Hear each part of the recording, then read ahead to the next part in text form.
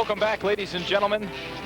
Peninsula Television's Game of the Week. I'm Brian Cuffman alongside Kurt Edwards as we get set to watch the Hillsdale Knights and the South San Francisco Warriors. Expecting to be a great matchup tonight. Of course, the Warriors in the PAL Bay Division last year. Again in the Bay Division. The Hillsdale Knights, however, got bumped from the Bay Division down to the Ocean Division, and they are picked to come in first, Kurt. They are picked to do that one. Plus, they've got a lot of incentive. They want to get back up to the tougher division, if you will, Brian. And of course, you know, that's depending on where you're actually playing, because you've got to, he who comes in behind on the bottom gets to go downstairs, and they should be picked to finish number one. I want to remind you also that this Game of the Week is brought to you by the San Mateo County Times, Hillsdale Shopping Center, Burrell Bank, and BFI.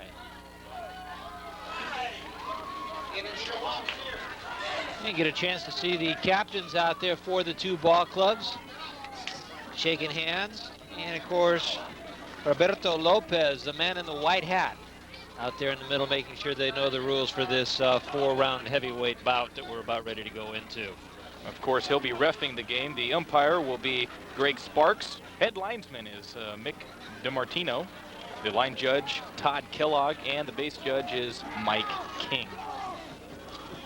This is the part of the season, Brian, that I really like the most. It's football season. School has just started. It's a lot of fun. A lot of energy throughout the campus, and there's a lot of energy amongst these ball players because now they finally get to hit somebody that isn't from their school. They finally get to unload on somebody with a different colored jersey on. They finally get to hit a quarterback. The skirts of the quarterbacks have been taken off, and now they get unloaded upon. Well, Mazzoncini, coach for the Hillsdale Knights, looking, of course, as you were saying, to get back into the thick of things, hopefully next year back to the Bay Division, but they'll have their work cut out for them here tonight as they square off against the South City Warriors, who have just won the coin toss. And it swings on over. Get on out there and you look at the pretty decent wind. If you look at Old Glory on the north end of the stadium, it is sticking straight up. That could affect the kicking game early. Hillsdale will get a chance to receive it, and they're going to go from our right to our left, and we're not too far from getting this Donnybrook underway.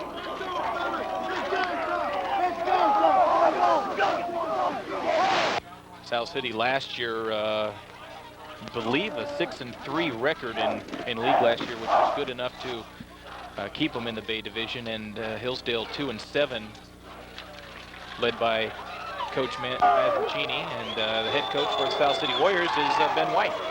Well, Ben does two things here. I mean, he's the head football coach, does a fine job of getting these Warriors charged up, but he's also the head women's basketball coach, and he took those gals to some postseason playoff victories. Is a very intense coach. Had an opportunity to talk with him very, very briefly before the game. Typical football coach, Brian. Eyes are glaring, going circles, one direction, the other one. He's fun to watch. He's going to be entertaining on the sidelines. Got kind of that John Gruden demeanor about him on the sideline. A little bit, and on the other side, he got done it, been there, done that.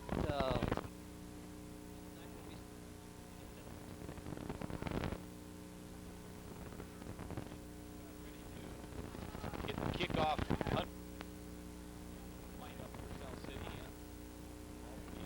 Kicked off by South City's own Diego Sanchez.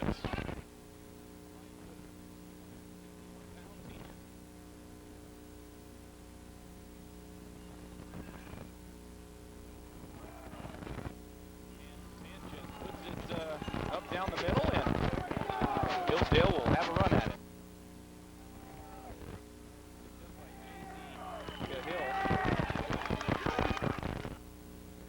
Hill got that one just right off the tips. It looked like number 43 was in.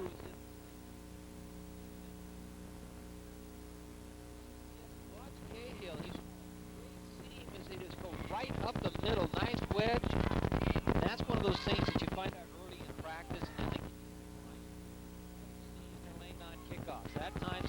City did every which way but in their lane. Each team is coming into the very first game of the season. Sean Matson, number 11 for Hillsdale, will be starting as quarterback, and the ball is handed off and gone, and then nowhere. Line of scrimmage. Well, that play took. Hillsdale comes out in an I formation.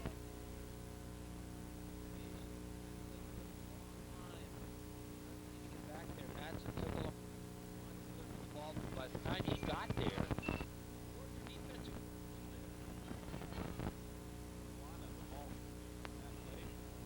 Second in. It looks like about third. Again, Orlando gets a couple of yards, and he's up to the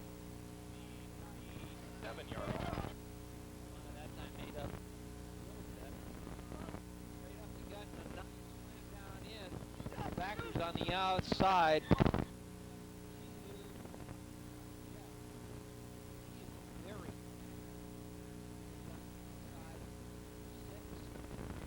Right side backer, he really closed down hard.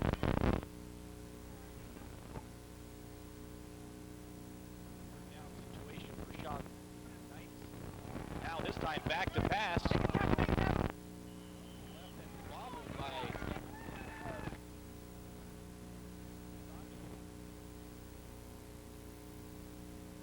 Lozano actually had that thing go right into his hands. Hearing the footsteps. Closing hard from his corner position. Lozano threw it in loop. 15. And we're talking about a very, very dangerous receiver.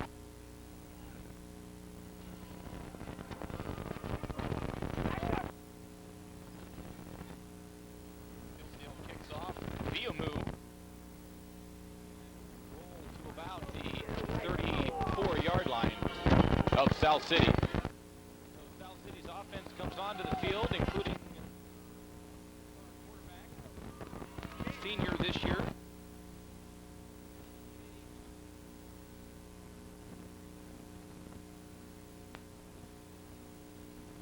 Very potent offense. Running back that makes back there to receive the punt.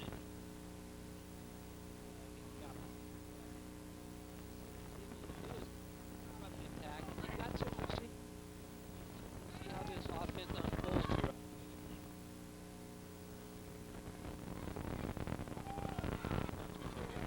Takes the ball and runs, and it's dragged down by number 3, or with a little help from Tomasi Villa.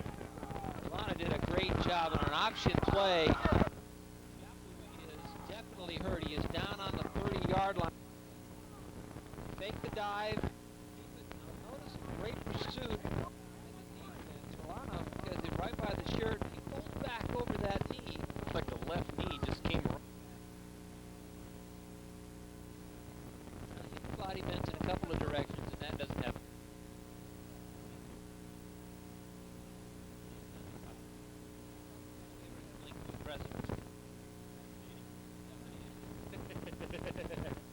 Mention how old you were, but now that you Yeah, but you have walking space here in the stadium, so I was able to get up and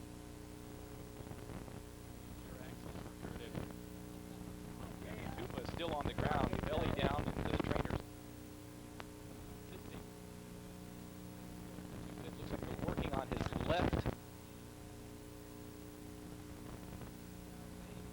really start your season.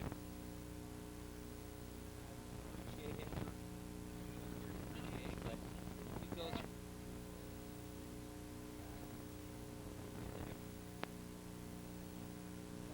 play. See Coach White is more concerned about the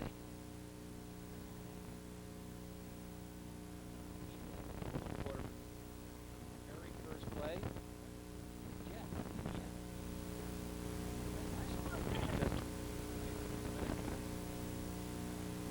And it looks like they're going to get up number 3, Nick Oren, for South City. He's the 5'11" senior quarterback for South City. And South City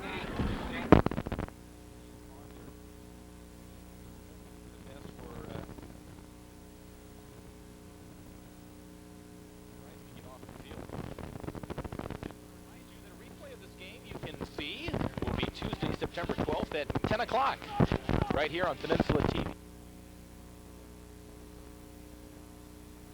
Some of the upcoming games here on Peninsula TV on the 16th. First is the College of San Mateo. All games, I want to remind you, being broadcast at 23rd. The Braves, as we call them, as they dress in purple, will be taking on the 30th. This is one of the great games that we're going to see is Jefferson versus Woodside. We saw them do battle last year. October 7th, Laney College. Also at 7:30. October 14th, Pino versus Menlo Atherton. Waiting to find out about the 49ers are booked. We are trying to get them. Well, I think the South City Warriors may give them a run for the Cappuccino Mustangs at Burlingame or Half Moon Bay at Carl. Chabot. Smart. They've got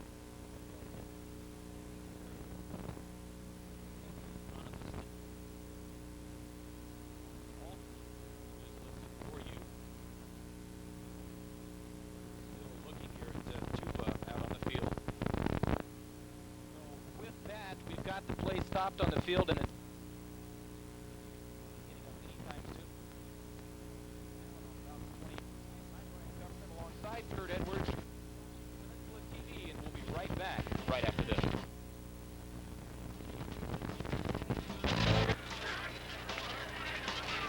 Welcome back to Peninsula TV's Game of the Week, and here at South City, home of the Warriors, where we just witnessed a very traumatic thing to happen for the Warriors. We just saw TJ Tiupa being hauled off to the hospital for further examination on what looked like his left ankle as he went down in his first play of the ball game. So best of wishes and our prayers.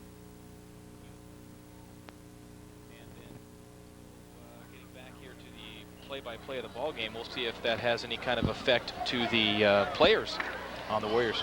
Well, it could have, well, you can go one of two directions. It could have a great rallying effect, sort of the old Newt Rockney was credited for, win one for the Gipper, and this one win one for Tiupa type of an effect, so you never know. Now into the game as the quarterback is number 3, Nick Oren, who hands it off and goes out to the left. And looks like to be number 15, Luther Mason. As we said at the show, Luther Mason is just a great running back. Picked up 4 yards on that play, takes the ball out to the 39-yard line. He's very explosive as the Warriors trying to get some kind of ground dominance. Because of the loss on the first part of the play, it is still 4th down, so they are in punting formation, and Sanchez will go back to punt. 4th and about 5. Way too early to risk going for it, so they are going to punt it, and Big Fella puts it down the field. Looking to receive it is number 27, Earl. Ball is down by South City's Chris Daniels. Chris Daniels doing a great job of getting down the field and taking up the blockers. One of the things that attention to on the ball, and this is where the receiver comes in handy. When the ball's up, he's got to be yelling with the ball left or right or whatever. Now remember, if one of the members of the receiving team gets hit by the ball, it becomes a live ball, and that almost happened on that play. Had it happened, Daniels had the best opportunity to recover it. Now Sean Matson will try and lead the Knights down as they are starting on the 25-yard line. This time, ball is handed off to Rich Lamoli. And Lamoli is a punishing fullback, and we got a flag. Unnecessary roughness is going to be my guess, would be the call on that one, as Chris Daniels might have been a little bit, I think it might be Daniels. We'll check the number on this one.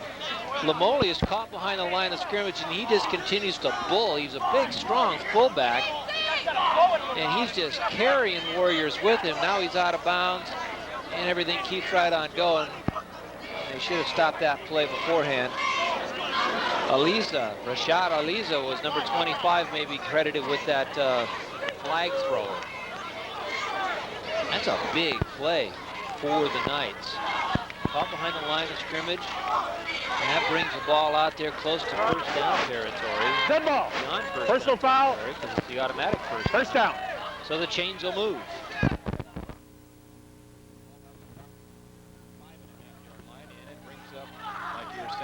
First down, but he just kept his legs moving, and that's what you got to do in order to carry the ball forward. Split back formation. Again, Laboli with the ball carry, and he gets about a yard. Just a quick dive to the big fullback, and he actually ran smack into the back of Dan Ordonez, number 51. He lines up with the guard on the left side who was trying to just get rid of his defender, and he couldn't do it. Laboli ran right into his back pocket. So that'll bring up second and about 9 for Sean Matson and the Knights. I formation, rolls back, pitches it back to Orellana, and he is brought down with a pickup of about a half a yard and third down. Great penetration by the Warriors as they're able to get in that backfield. Read the play. Legaspi just gets the shirt, slows him down, and then the rest of the blue-shirted Warriors come right on in to wrap up the ball carrier. And that's one of those things. Good identification by the defense. You see this flow go right to the ball. Good example of how the screen to the right breaks down, and South City, as you were saying, able to penetrate through. Now Matson, third down, drops back to pass, throws over the middle, and it's caught by Ian Hoots. First down at about the, we'll see where they spotted, about the 50-yard line or the South City 49. That's a nice tight slat pattern by Hoots. Lines up on the left-hand side, gets enough for the first down. And they're going to mark it at Hillsdale's 48-yard line. That's one of those things when you're in a zone defense, to which the Warriors were that time, come down, slant hard across, try and find an opening in that zone, and Hoots found a big one.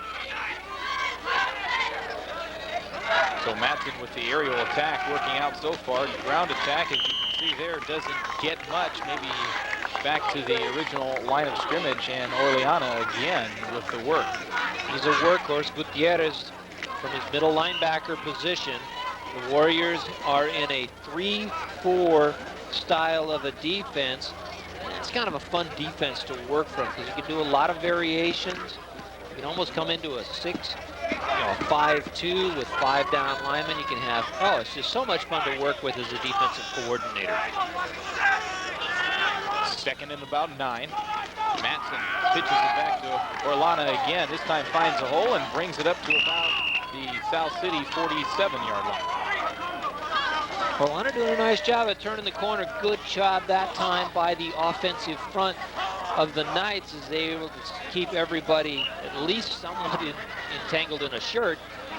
And it's going to be a long 3rd and 4. I'll tell you that, it's going to be tough. But I'll bet pass. I got a quarter on a pass. Well, I'm with you on that one, especially with the last third down conversion Sean had to Ian Hoots over the middle. 3rd and 4. Matson with the split backs. Again, drop back to pass. Beautiful blocking in the backfield and dumped off to number 3, Orellana, who gets out to the right and eventually brought down at the South City 30-yard line. Brought down by our friend with the penalty earlier, Raj. I'll let you do the last name, Kurt, since you had to. So well he Aliza. Aliza. He's a tough guy. I'll tell you, he sits out there. He's a tight end, outside linebacker, very, very active. Wears number 25, and he covers some ground. He's on the left side now. That time, South City lined up. They were ready for the pass. The backers had walked off.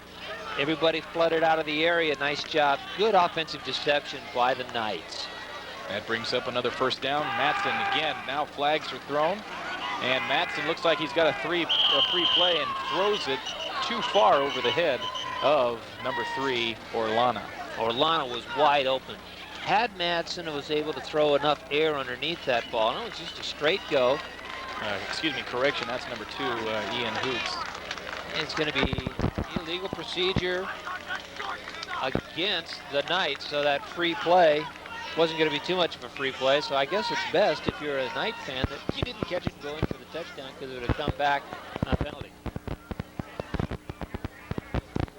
You see Roberto making the call against the Knights. That's going to set him back 5 yards, and it'll remain first down. First and long. Hoots out wide on the left. And another flag is thrown. Again, an encroachment penalty. As I said, who drew who first. I definitely saw the defensive side move on the right side of the defensive front.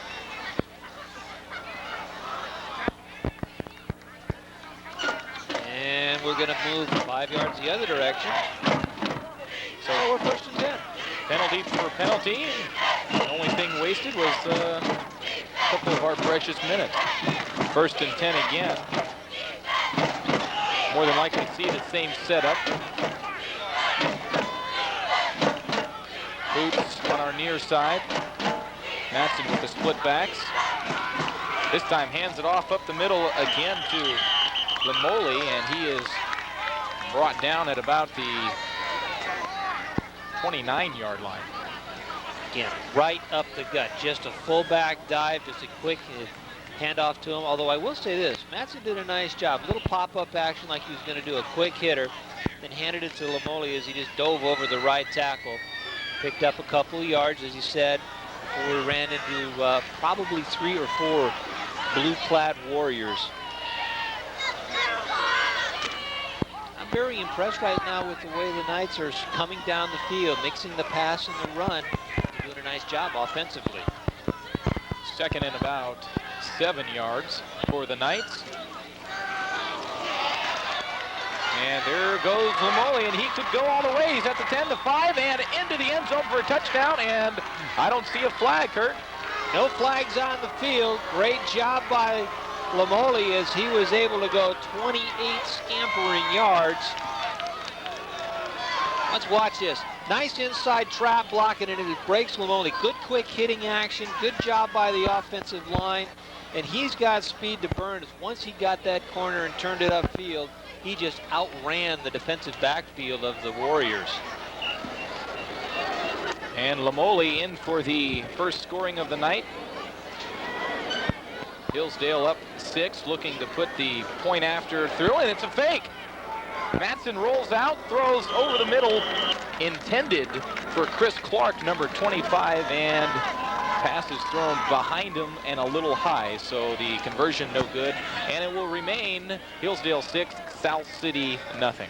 And now is going to be a good opportunity to see how the offense for South City goes. They've got a brand new quarterback, but that offensive series started by Hillsdale was just a great job of mixing the run, a little inside, a little outside, nice use of the pass.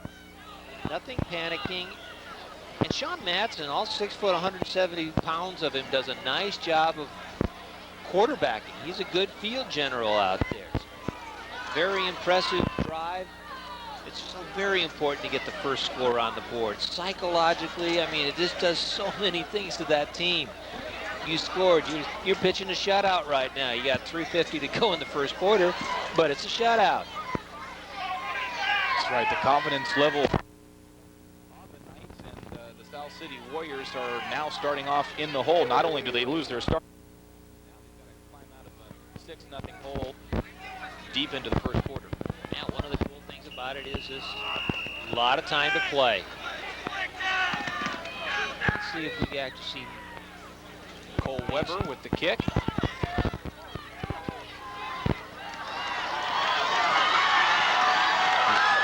Mason with the reception there and brings it back to about the 30-yard line. About a 10-yard return on the play, and the South City Warriors offense again comes out onto the field. That's a nice kickoff return. Mason is dangerous. He's one of those types of football players that as a defensive coordinator, you want to know where he is, and your defense has to account for him. As far as a kicker, you want to try and kick it anywhere but where he happens to be. First down for new quarterback Nick Oren. See, short drop back to pass, and it is intended for number 5, Robert Satterfield. And we're going to get to see another look at that as he was clocked on the right-hand side. Quick drop back, a little bit of a high wobbler. Satterfield had the right position, but the ball just got away from Oren and just floated away, and it was almost picked. One of the defenders for the Knights was just rolling over from the safety position. Second down now, ball handed off and up the middle to about the original line of scrimmage. Just right up the gut type of action, straight ahead football. That was, looked like Diego Sanchez taking it and just pile driving for about 3. Short 3, long 2. Well, number 28, Oscar Cortez, is coming into the game, and he's going to be on our near side as a wideout. Nick Oren with split backs. Over the middle. Oh, pass intended for number 25, Raj Alise, the tight end. Aliza was right there, just a straight seam. I'll tell you one thing, they got a gift because Brandon Whitaker was sitting back playing a deep center field, and all he had to do was close on it, and he had it. Fourth down, South City has to punt it away with just under 3 minutes to go in the first quarter. Oh, what a sweetie. And that takes a Warrior bounce all the way down to about the 6-yard line.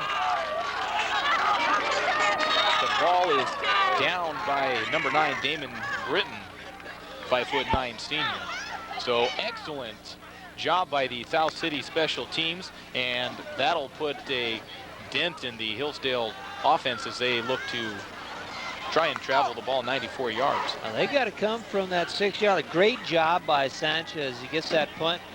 And football bounces many funny ways. That time it bounced just perfectly for the Warriors. You know, in the air, on the ground, we don't care. Just get it deep down the field, and boy, what a great punt. Come on, team. Sean Matson now with some work to do as he starts out with the I formation.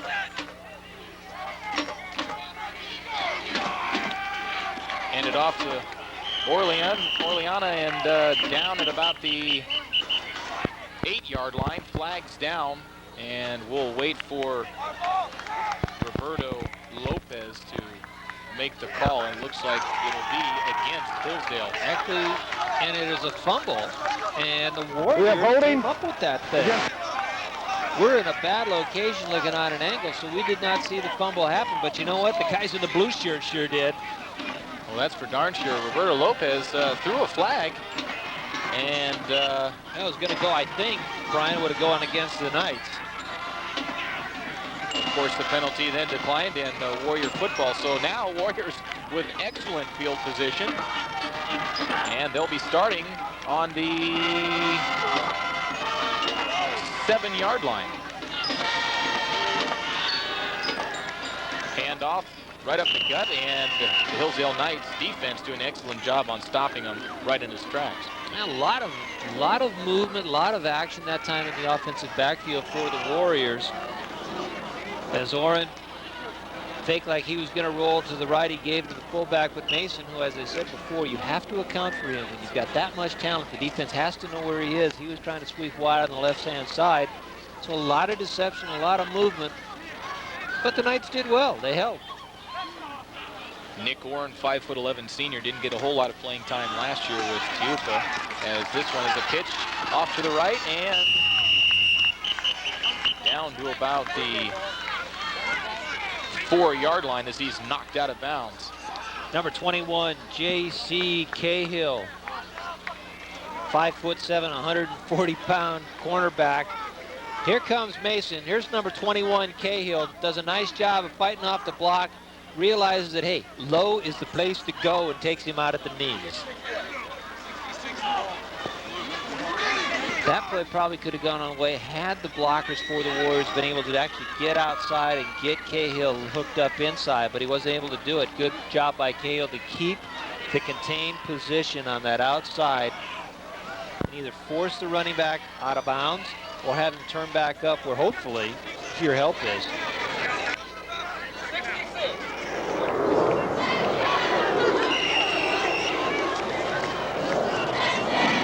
So that'll bring up 2nd and goal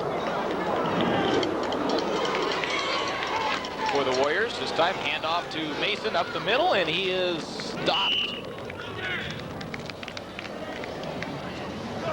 by the Knights defense at about the 10-yard line. They had one of those penalties. Watch this, great shot. You can see the line, good surge, but a nice little trap block, and that allows Mason to get right up the gut, and he pops back, picking up some of the yards of that penalty, getting him back in striking distance around the 10-yard line. Well, that's 3rd down. This is the play they've got to do it on. Started with excellent field position, and again, handed off right up the middle, and this time the ball is given to Jilu Aryujet, and he runs it in for the 10-yard score. So the South City Warriors exclaim touche as they put a 6th spot on the scoreboard here in the 1st quarter with 52 seconds left to go. Jilu did a great job taking it and going, and watch this, not to be denied, he's just pulling a Knight right into it. Tackling wise, folks, you hit him in the numbers, they're going to run right through you. Orleana, poor job blocking, and he was able to spin right out of that. Extra point is up, and it is wide right. So that'll leave the score where it sits. The Hillsdale Knights 6 and the South City Warriors 6. 52 seconds left on the clock in the 1st quarter. And now the Warriors will be kicking it off to the Knights, and the Knights will have another opportunity to see what they can do with the football. Well, you talk about the components of a football team. The offensive team, very important. The defensive team, also very important. Special teams, probably the most important, I think, because they're the ones that have to come through in the clutch situations. We saw the special teams for the Warriors with that great punt that pinned the Knights down at their own 6-yard line. A fumble, boom, they've got it. Warriors go in to score, but the special teams, the field goal teams, which in high school is a really tough group of guys to go with because it's not that easy to kick a field goal. Have somebody get out there and stand on the 10-yard line and try it without anybody coming down on top of you. And both times the PAT squads have failed, so we've got a tie ball game. And what a big 3rd down play that was, and a gutsy play call by head coach Ben White to call a running play. You needed 10 yards to get in for the score on 3rd down, and Jilu was able to come through for his coach. He did a great job, and he's a tough competitor. He's a tough fullback. Lines at a fullback also as a linebacker. Aryujet is just a tough player. Again, same kind of ball movement once it hits the ground for South City, and the Knights, to their favor, are able to pick it up and scamper out to the 24-yard line. Looked again like Cahill. Low kick. Bounces, and footballs don't bounce too nice. Cahill was down, fortunately got his knee off the ground before he picked up the ball, and then tries to find a seam someplace. J.C. Cahill doing an excellent job just to get the ball out of the inside 20-yard line. So now Hillsdale with the ball. Sean Matson 1st and 10. This time with a little bit more breathing room as in the last series. Split backs again. This time passing, has time, rolls out to his left, and will be knocked out of bounds by number 6 for the Warriors, Jilu Aryujet. Good job by the entire defensive front. Watch Matson, he rolls out. Good coverage down there, still nobody there, and by the time you pull it in, you've got to go. Changes the ball to the outside. Here comes Ariujet, he's got him.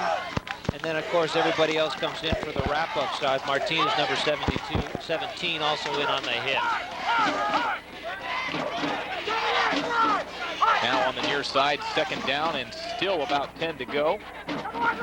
This time they fake handoff to Lamoli, and Matson retains the ball, and he is quickly knocked down at about the 25-yard line. Warrior defensive front is not really going for anything. They're doing a good job of keeping a nose for the football. They don't want to lose the center of the field. They want to make sure that they control the center of the line of scrimmage. And the last 2 plays, they have done that.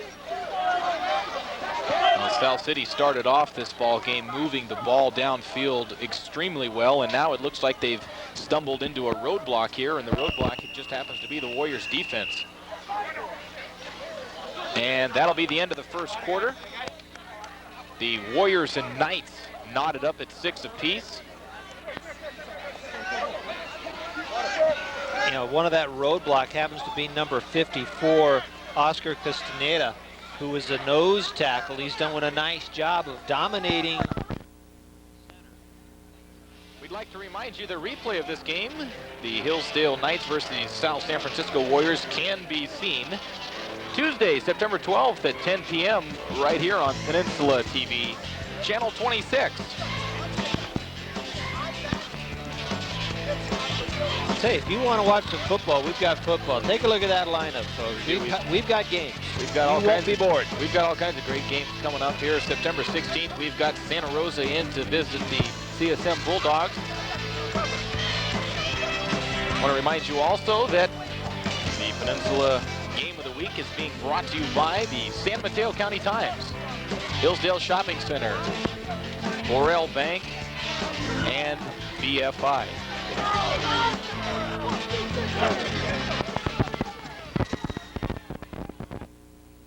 Football coaches are just a little bit animated, and that's not the head coach. That's the defensive coordinator. And by the way, most of them are nuts anyways. I can say that. I used to be a defensive coordinator. I mean, I don't think anything's changed, Kurt. No. So they'll switch into the field, start a fresh new quarter. Reminder here in high school football that the quarters are 12 minutes in length. There are no 2-minute warnings. And Matson now with 3rd and about 8 to go, drops back to pass and is sacked at about the 15-yard line. And there we see him again, Gilu just penetrating that offensive line and getting right through to the quarterback for the sack. You watch him from the right side. Nobody touches him. He just comes right off the corner. Nobody lays a glove on him. And he lays a good smack right on the quarterback. And Matson didn't even see him because the old number 6 over there in blue came from the blind side. What a big play that was for the Warriors. Not only does it bring up 4th down, but it puts them deep into their own territory. So the kicker has to punt at about the 8-yard line. And it goes out of bounds at the 45-yard line for the Warriors. So the Warriors offense comes on. And they'll have a fresh set of downs at their own 45-yard line. That was a good idea by the Knights kicking team to kick it away from the receiver, Luther Mason. And they did that, kicking it out of bounds at the 45-yard line. Nice punt. Good punt for high school football. Now it's time for the defense. You got to go for the turnover. If you're the Warriors, you've got some pretty good momentum. You scored a touchdown, then you've had a good defensive series. Hey, you're smelling things right now. Quarterback Nick Oren doing a great job this time handing it off to Matson, who finds a hole on the left side and tries to sneak off to the left, but is brought down by the Knights, number 82, Chris Rochester. Has a great job. Good explosive. What makes a great running back? Their ability to accelerate right after the handoff. And Luther does a nice job. He's able to take that handoff, spot the hole, go through it, and his line does a nice job of just opening up enough of a gap for him. Second and about 4. Another handoff, this time to Gilu. Flag is down and gets to about the line of scrimmage a yard more with his forward movement, and we'll check in with Roberto and find out what the flags are for. We're going to have holding against the Warriors, so that play will be negated, and -5. We'll see what the Knights want to do. Oh, they'll take it from this field position. They will definitely take it. They'll back that thing up 10 yards and make them go from the other side of the 50-yard line. That's right. Now it's going to bring up 3rd and long for the Warriors, and a good break for the Knights as the holding call goes against the Warriors. So just, we think, when the Warriors are going to start to turn it on a little, a penalty like that can really change the momentum monkey and get it on the other side of the field. Oh, that was sweet. Nice job by the middle backer, Lamoli. Oh, my. Hello, how do you doing? Good night. Leveled him out with no problem. We're going to get to take another look at this. That'll bring up 4th down, but watch this hit, Kurt. Watch Lamoni. He comes through. He's got it. Nobody touch him, and Mason's going, now, the number of that truck is 44, and the color was white, and how come nobody blocked him? And, hey, you 5 guys up front, do me a favor. Get in front of him. Luther Mason, no kid either. 5'9", almost 200 pounds that kid is. And he was brought down by like wet socks. That's 3rd down, and a sack by Lamoli again. Lamoli is just running amok. Lines up, left side backer just came on a straight blitz. There was no prayer back there. I mean, that guy has had 2 great defensive plays, just punishing the Warriors, sending them backwards, and that's not a direction offensive coordinator likes them to go. And we've got kind of a seesaw battle here. Hillsdale putting 6 points on the board. The Warriors putting 6 points on the board. The Warriors sacking Matson to bring up 4th in a punt situation, and now the Knights do the same. Warriors will punt this away.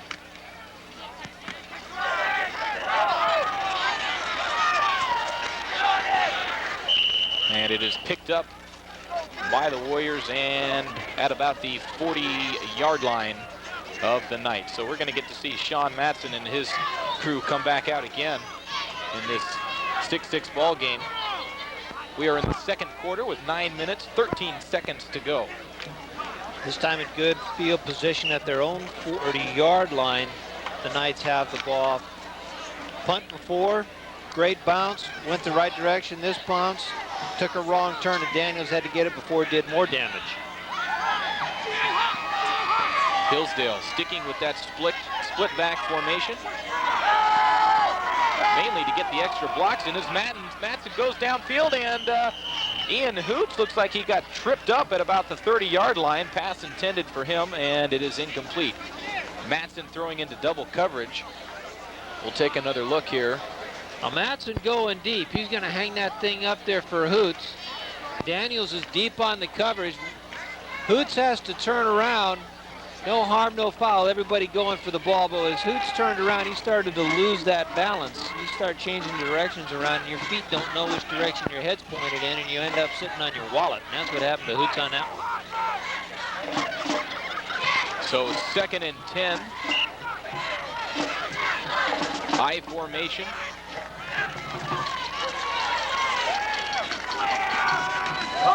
Hand off to the fullback, Orleana, and he gets almost 1st down yardage to about the midfield line. Giancarlo Orleano does a nice job. Watch this, a very quick hitter right up there. Does a nice job, great spin, just gets off of one tackler, uses his legs and continues to drive. The guy that came up with a whole A is Diego Sanchez, linebacker, punter, and just about everything else. Fullback when he gets in there too. Just dropped his head right at the point of contact, which is one thing you teach your players not to do. By doing that, Oriana just did a nice little spin, and he was gone. And it was enough for the 1st down as the chains will move. And another I formation set up. Now we've got Orellana in motion out to the far side. Handoff up the middle to Lamoli, and he bulldozes through one tackle and out to about the South City 41-yard line, 43-yard line, excuse me. Lamoli looks like a throwback to the, John Riggins, Zonka type fullback, where he comes in, takes on the defender, just blasts right into him and stands him up and then runs right on by him. Well, he ran through South City there like there was nobody in his way. So 2nd and about 1 for the Knights. 2nd and about 1, Kurt. That's kind of a play where you can try and take the ball down deep down the field, isn't it? You can gamble right now. You can go for the home run if you want it. And he is dropping back to pass. Matson is finding nobody, dumps it over the middle to Orellana on the right side, and he gets to about the 20-yard line and is eventually brought down by 2 South City defenders. But a great rollout and blocking and a dump pass to the right for Orellana. We're going to see this again, Kurt. Watch this. Matson does a nice job of staying with his composure. And of course, the defense does a nice job of forcing Matson right on out. Go for the home run. He's looking down the field. Now we're going to run. He's still looking. Orellana's got just a little hot pattern. He's a back out of the backfield. There's your little dump. Nobody in that zone because the receivers are taking everybody deep. But that is all going to come back because of a holding penalty on the interior line. And Brian, I'll tell you, one of the things that happens when you get the quarterback running out and everybody spreading out is the interior line, that offensive front 5, tend to want to make sure nobody gets to the quarterback, so they grab onto some jersey. And when you get spread out, these officials got a real clean look at who grabbed who. Right, the backfield gets very thin, and now it looks like we're going to have a timeout called as the ball comes all the way back to the Knights territory and about the 47-yard line. So that play is all for naught, as you were saying. 10-yard penalty brings them back. It remains 2nd now and long when they come back from this timeout. And that's the type of thing that just, it really kills your offensive momentum. If you're the offensive coordinator, and I kind of like this, you've got your troops rallied over to the side of the timeouts called, saying, hey, all right, look it. That happened, but we still had a good play. Probably would have worked even though somebody was holding on the interior part of that line. And if you really want to hold, you've got to do it early on, and they're holding all the time. But you get the center of the jersey. Don't reach out and get a shoulder pad. That doesn't really work real well. That sort of reaching out there and holding a flag up saying, hey, look at me, I got hold of this guy's shoulder pad. Well, I'll tell you one thing. You watch offensive linemen play, they do a good job. I wouldn't want to play that position. There is no love in there. Down, set, collide. No, that's not for me. Down, set, run out of the pocket. Now that's for me. And this, folks, coming from a former baseball pitcher, are probably the scaredy cats of them all. Hey, I've stood in there on my fights hoping my catcher would get out there as fast as he possibly could. Tackle him halfway to the mound if they don't get him quicker. 2nd and long now for the Knights. Again, split back. Another flag is thrown. Matson rolls out to the near side, throws it to number 84, which is Brandon Whitaker, and he is brought down enough for the first down at the 35-yard line, but we'll see what the flag is. It was thrown very early, so it could be an offsides, or at least a legal procedure. Judging from the Knights, it's against them. And they are going back to, and that's an illegal procedure on the Knights, and that'll back them up again. Now we've gone from 2nd and 10 to 2nd and long, and now we're going from 2nd and a country mile. And you think about this one, had the first penalty not been called, the Knights would have been sitting on the Warriors' 20-yard line. So, I mean, you count the penalties from the original line of scrimmage, but if you really want to get picky, you're looking at a penalty that has cost the Knights about 37 yards instead of just 15. These are penalties that just should not happen on the football field. split back again. This time rolling out near side. Matson throws over the middle. Same play as we saw. Brandon Whitaker catches the ball and up for the first down. He's at the 25 and brought down at about the 22-yard line. First down, Knights, and Kurt, no flags on the field. No flags at all on the field. You gotta love that if you're an announcer too. Well, that was so good. Let's take another look. Again, Matson rolls out. Notice his zone right here in the center of your screen. Whitaker will come right into it. Here he comes. Thank you very much. Big zone coverage, cover two, and there's nobody underneath on that zone. And Whitaker, what a big horse. He just runs over people. Shoulder tackles. I have a feeling when they see a cut of this tape, there's going to be a lot of tackle lessons. And hopefully a lot of praise for number 2, Ian Hoots, who made 2 excellent blocks on that play that allowed Whitaker to make the move to about the 21-yard line. First and 10, split backs again. Seems to be their favorite setup. Play action, now he's rolling out to the left and will run out of the bounds at about the 15-yard line. I'll check that, make it about the 12 or 10-yard line. We'll see where they spot it. That's when you watch his little fake handoff. He's looking down the field, never brings the ball up to throw. Runs past one defender, just gets out of it. Hey, I'll tell you, this quarterback's got pretty good speed. Another arm tackle that's missed, little SWAT action. That's not going to bring people down. Rivera, finally, number 11, Brad Rivera tackles him out of bounds. And they're going to spot this on the 9-yard line. So second and goal for the Knights. Hand off. Out to the right, and they're pushing the crowd forward. Short of the 5-yard line. That was more of a rugby scrum in there with everybody trying to get the ball. Again, great surge by the offensive line. Anytime you see that pile move, you figure the offensive line came through. Again, a flag. A lot of laundry on the field. And if you're a Knight fan, you're happy because the referee's talking to the guy in the white helmet.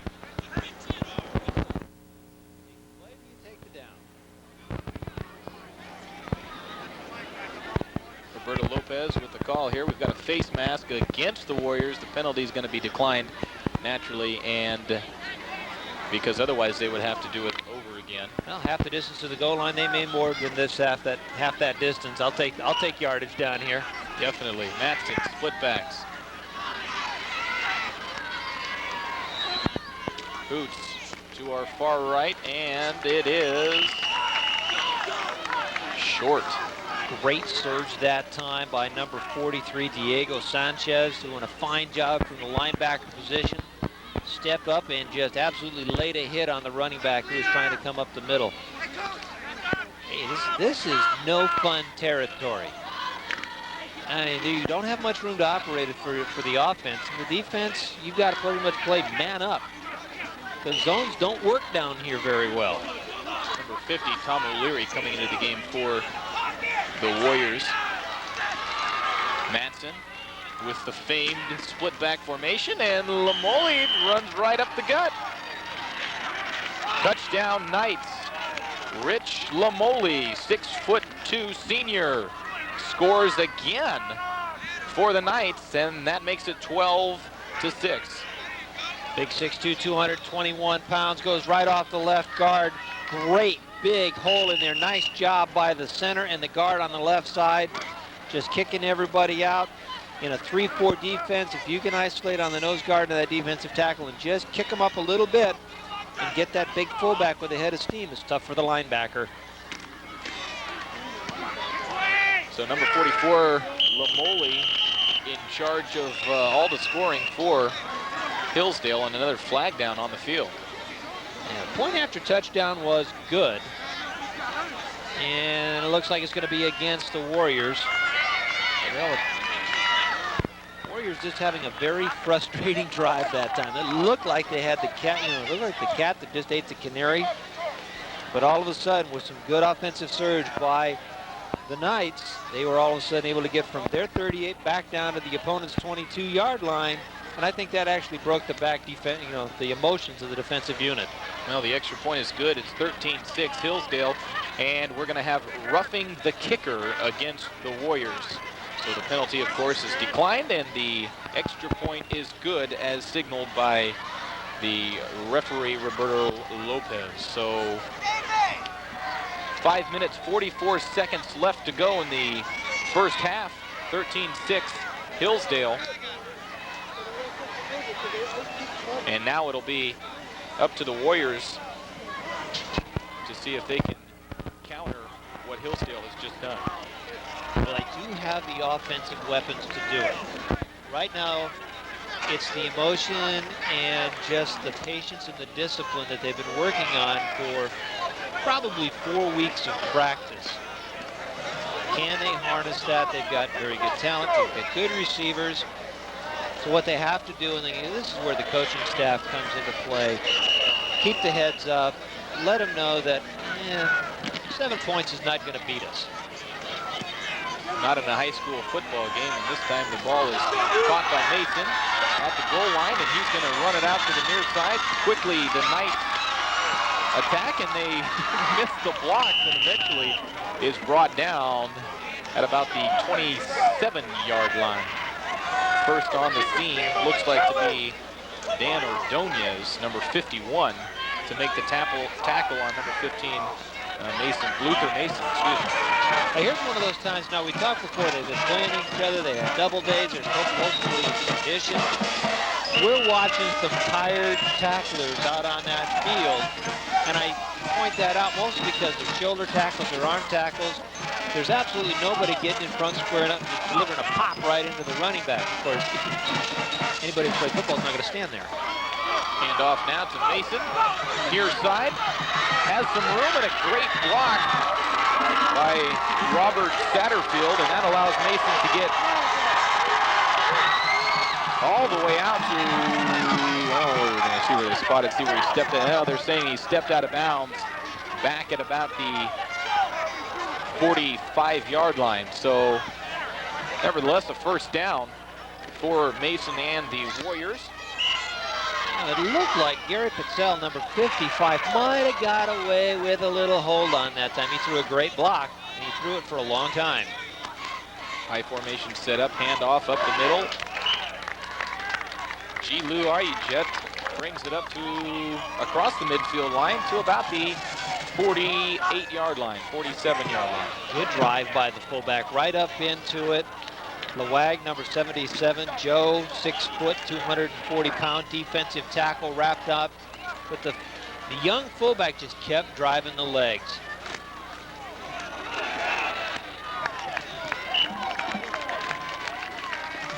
And that should be enough for the first down. It is, and up to the 40-yard line. So South City making some waves here with 5 minutes to go in the opening half. Oh, that one was quick. Watch South City. They'll come right at you. They're playing power football. Oops. And it looks like we're going to have an encroachment call, fingers pointing. Well, actually, no, maybe it might even be a false start on South City as they're backing way up. Tony Metalucci just anticipating the count just a little bit too soon. This is one of the types of things when you don't want to be an offensive line, because if you move too early, everybody in the world knows it. You can't hide. You want to, but when you are 6'1", 285 pounds, hiding is not the easiest thing that you do. Blowing people off the line of scrimmage might be. And we're going to have an encroachment call, and it's going against the Knights, so they'll mark it off 5 yards and move the ball to the 35-yard line. Interesting. I did not see any of the white hats move, but I saw that big blue hat move over there on the far right side. Well, some of the Knights over there are doing their best to lobby the officials, and it paid off in the end. 1st and 5. Hand off to Chris Daniels. There's some definite popping going off. You watch Daniels when he comes through into the line of scrimmage. He is accelerating. He is very, very quick. If you're an offensive lineman blocking for him, you better get into that defender and you better turn him, because otherwise Daniels is going to be running right up your backside. Doing an outstanding job so far this year, and if all goes well, we'll be back next year. He's only a junior, 5'7", 157 pounds. So that'll bring up second and about 4. Hand off again, this time to Luther Mason. He finds the hole, gets to the 20, to the 10, and he is brought down at about the 9-yard line. And what a great hole for Luther Mason to just run right through. Just absolutely super. And number 51, Richard Gutierrez, does a super job blocking. Everybody on that left side gets the hole, and Mason does the rest. And there's a nice tackle, nice wrapping tackle that time.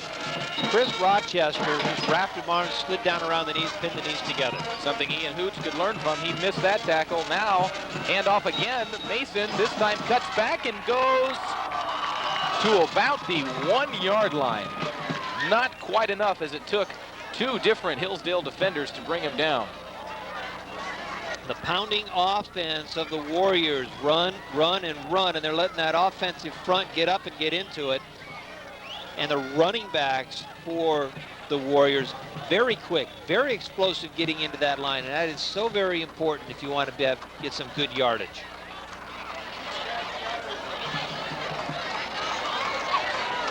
So now it's 3rd down and goal, and this time it's handed off to the big fella, number 43, still on his feet now, finally over the line, and touchdown South City. Ball carried by Diego Sanchez, who also doubles as their place kicker and punter. Gets the call and across the end zone for the score. That is just pure, heck, I'll call it Big Ten football. Beat him up on one side, beat him up on the other side, try and get it around the corner. Very conservative game calling by Coach White and the rest of his coaching staff. Very effective as they just pounded the ball right down the field. Ball started on their own 27-yard line, and they just took it all the way down the field. Every play, a running play. That's something that I'm sure Coach Ben White stresses. We're going to get to see another look at it here. Number 43, Diego Sanchez, and he just stays on his feet right there. Well, the fact he keeps his feet running and the fact that the Knights don't wrap in that last lunging effort gets that big horse right over, and Diego Sanchez, 261 pounds, 5'10", is a load, and he hit that pile, and to his credit, he bounced off that pile, took a look, saw an opening to his right, and went around that side door and got into the end zone. Well, South City called a timeout here before the point after. We're going to see what the timeout was about. Were they going to kick it, or are they going to call some sort of play-action pass, or what they're going to do? But at any rate, the score now is 13-12, still in favor of the Knights. And it looks like they're going for the conversion. Nick Oren lined up to throw, rolls out to the right, has an opening, and is brought down short of the goal line, and it is no good. So the score remains Hillsdale 13 and South City 12. That's not a bad gamble for the Warriors and Coach Ben White. Nick Oren might have had the opportunity, because I would say defensively you're keyed up for some of those big running back studs. You do the fake inside, but nobody bit defensively on the left side for the Knights. Everybody stayed home. That was a nice coaching job and also nice execution. Oren had absolutely nowhere to go. He tucked it up and tried to dive over the top or through people, however he could get in. Didn't have enough. 163 pounds could not outweigh the 400 some odd pounds that were there to meet him. Well, it's my opinion that if you call a timeout right before you're going to do something like that, it kind of throws up a flag and says, hey, you know, look at us, we're going to do something crazy, so watch out. And again, they tried to do that, and of course, Hillsdale on their toes, as we saw. He did a nice job defensively, and as I said before, not a bad gamble. It was 13-6, then 13-12. Still have a lot of football to go, and 27 more minutes of football to play, actually. 3:08 to go in the opening half. Diego Sanchez with the kit, caught by J.C. Cahill, and Takes it to about the 37-yard line and gets pummeled by South City. J.C. Cahill is one tough kid. He'll take a licking and he'll just keep on bringing it. Nice high kick. Watch these blockers form right in front of you. A great camera angle here. He does a little dipsy-do, some blocks in front of it. And again, a tackle missed because the head was dropped, but nice job coming in from the side to help out. 1st and 10 at their own 37-yard line.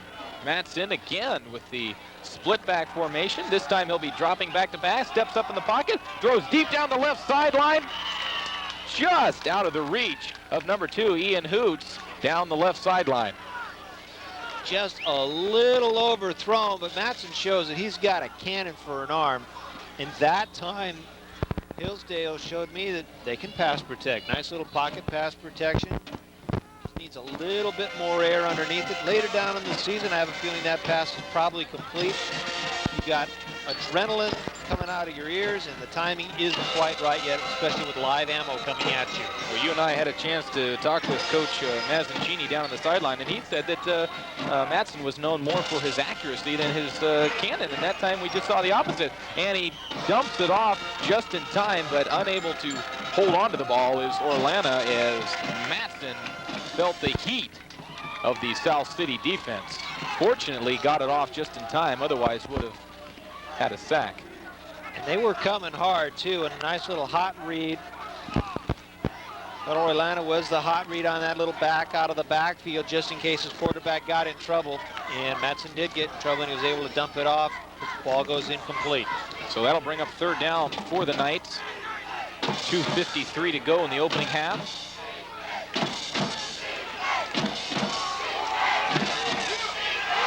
Hand off this time to Lamoli, who Jackson official. Gets to about the 43-yard line, and ball might have come loose. He did hang on to it, and now that'll bring up 4th and about 8. Watch the back judge. Lamoli comes through, he gets pop, steps in. Well, actually, he got helped into the middle of that fracas by one of the Warriors who was pushing and shoving, trying to get to the tackle. I tell you, if you've ever officiated a football game, you know how tough it is. Well, Mike King there felt the wrath of the football players here, and now the kick is to Luther Mason, and he lets it go, and it will cross the goal line. And it'll be a touchback, and they'll bring it out to the 20-yard line. So great effort by, looks like, number 55, Justin Goodwin, to get down there, but just about a second too soon. 2:16 left to go in the first half. I'm Brian Kufferman alongside Kurt Edwards here on Peninsula TV for your game of the week. South City Warriors are hosting the Hillsdale Knights. Hillsdale leading by 1 point, 13-12. Be interesting to see right now what the Warriors come out with. You saw the last march right down the field. There's plenty of time and some timeouts available to them. See if they stay with the running game. High formation again. Luther Mason to the left. We've seen it a lot, and brought down 3 Hillsdale Knights it takes to bring them down at about the 34-yard line. Great explosion, great acceleration right around the corner. Luther Mason, all league last year, all state. Watch him, sets up. He's already outrun his blockers, still able to get around the corner, and 3 guys come out and pummel him, going around the corner trying to get outside. And he landed right on the football that went right into his gut, so he is out of the game trying to catch his breath. Might have had the wind knocked out of him. And so we're going to have a timeout called by the Warriors, maybe to give Luther Mason a little bit of breathing room with 121 ticks left on the clock in the first half. Give Luther a chance, but if he's out of the game, there he sees on the sidelines catching that breath with a water bottle. Coach White out there to make sure that his ball players know what type of formation they're in, because it looked like they might have been a little bit uncertain as to what it was they were going to do. They may have been looking for Mason to be in there when they realized, hey, 1-5 isn't back here. I'll tell you one thing, number 27, Chris Daniels is a very good replacement for the running back, equally as quick and explosive. But I'll tell you, if you're a coach and you see that your offense is not ready to do what you want it to do, not a bad move. Call timeout. You'd rather not waste it, but you also do not want a turnover. Well, that's their second timeout. One left for this half. Now, Robert Satterfield out to the far side as a wide out. I formation. Handoff again. Great block this time. There you go. Number 27, Chris Daniels, does his best impression of Luther Mason and gets the ball still short of the first down, out to about the 41-yard line. Good pickup. Nice hurry-up offense right now for the Warriors. Second and about 3. Whistles blown, and that was close. Looks like Hillsdale might have called a timeout to try and get set. They were off balance with the hurry-up offense of the Warriors, and indeed, it is a timeout for the Knights. Well, you couldn't have been more right. Off balance, you can see that defensively they had not gotten set. They were not sure what type of defensive scheme they were in.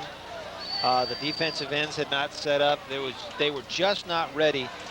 And you could hear the coaching staff on the far side yelling for a timeout and the players calling for a timeout. And just before the snap, the referees identified that one, but that was awfully close. Now, as a former coach, Kurt, how important is it to have the chess game going between the two coaches? Ben White using the hurry-up offense to try and get Hillsdale to call a timeout so they don't?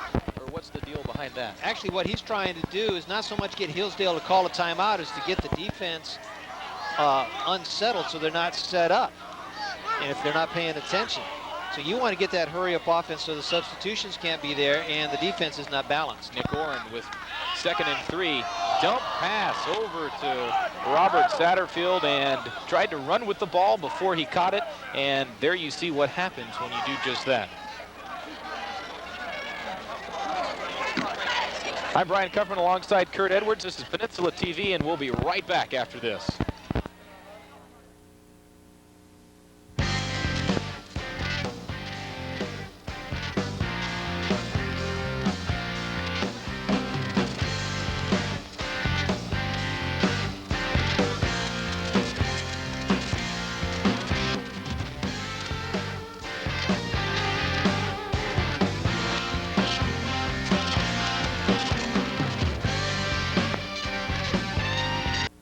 Welcome back. As you see, Mason down and he breaks loose on the right side. He's at the 45. Down to about the 40-yard line with a flag on the field.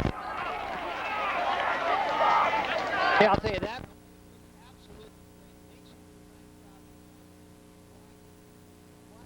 Downfield, and one of the things you like to teach your wide receivers downfield.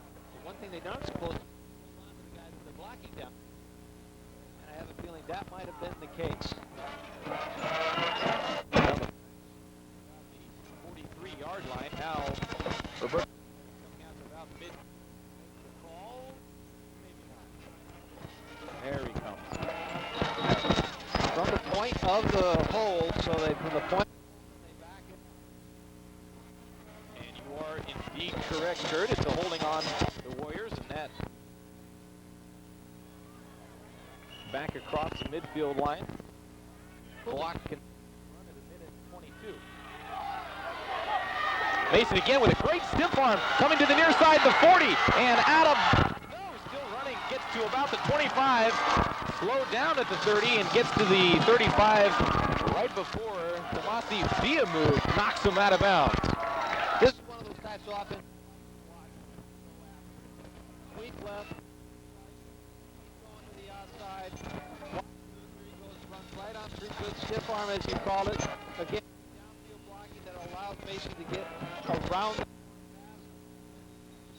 finally, Rochester, number 82, is able to tackle him for a huge lead. And really credit this offensive line. They're doing a fantastic job. Now first down. Throws it just over the head. There you see of Robert Satterfield, who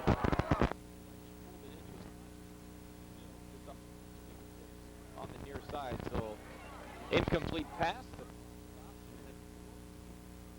South City down by 1, but looking to make some noise here before we go to the half.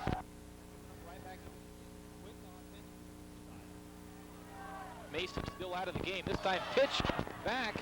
Almost dropped by Chris Daniels, and now it's down at about the 25-yard line. Good job defense that time. Everybody in a hurry. They're supposed to be again. South City wants to go in a big hurry. 47 seconds left to go, and Nick Oren spikes the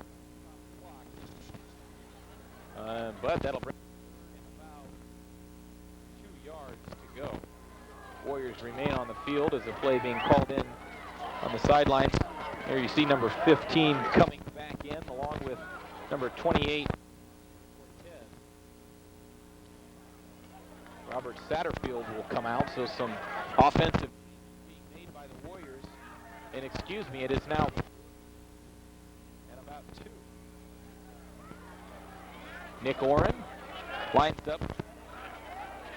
High formation, this time the reverse, and Chris Daniels, or excuse me, Luther Mason carries it up the first down marker. Ryan Herron No. in on the tackle. Get to the first down marker. A fair distance to go for that one.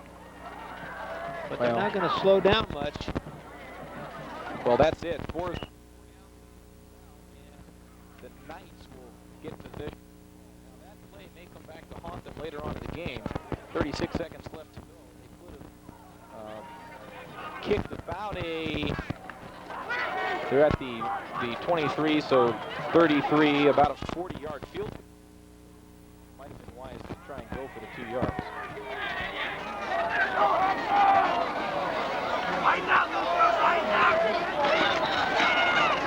Flag thrown on first down.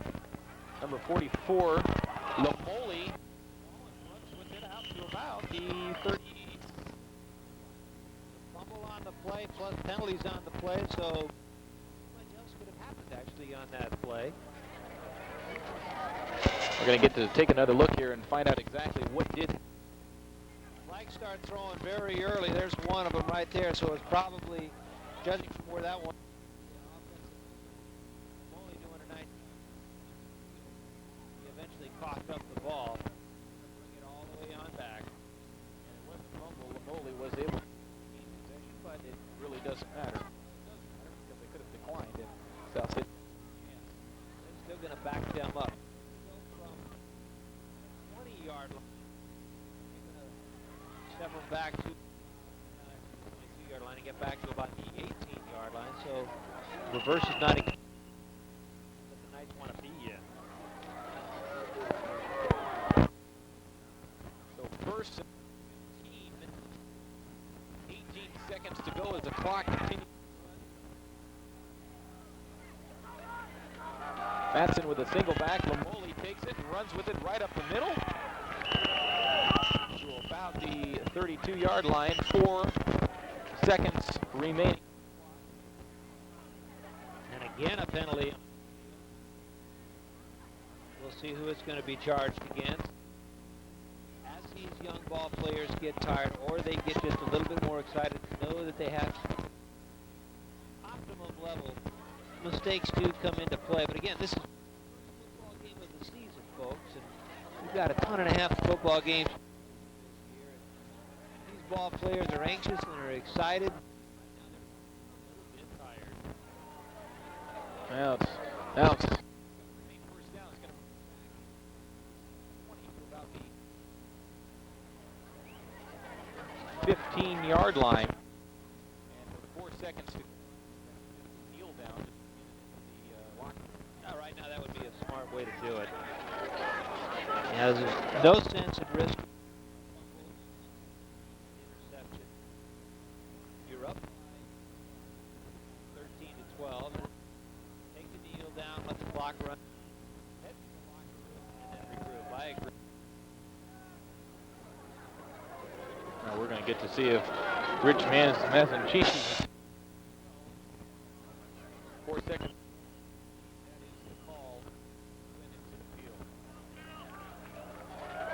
So that's the end of the first half. As Kurt mentioned, the Hillsdale Knights by a score of 13-12. When we come back, Kurt Edwards on Brian Tuffman. Stick around for the second half. Coming right up.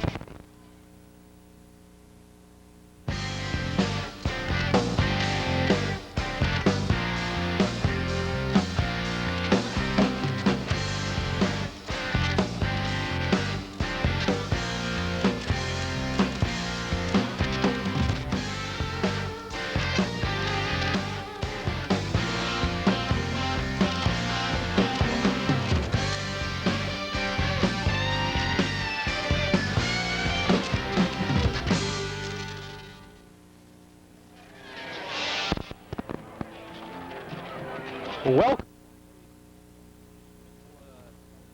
Game of the week. I'm Brian alongside Kurt Edwards. Bringing the second half of the Hillsdale at the Warriors. As you can see the score, the Knights are leading this ball game by a score of 13-12. Very exciting first half. Kind of long, though. You know, we've had our fair share of penalties. 8 penalties in all.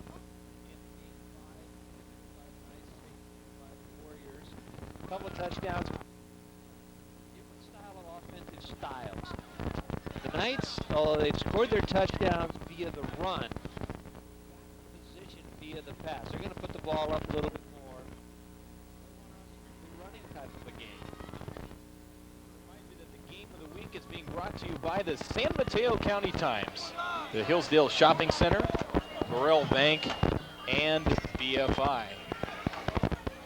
And what my thing is, now we saw towards the latter part of the second quarter, South City came out in is just flat out old-fashioned smash mouth football.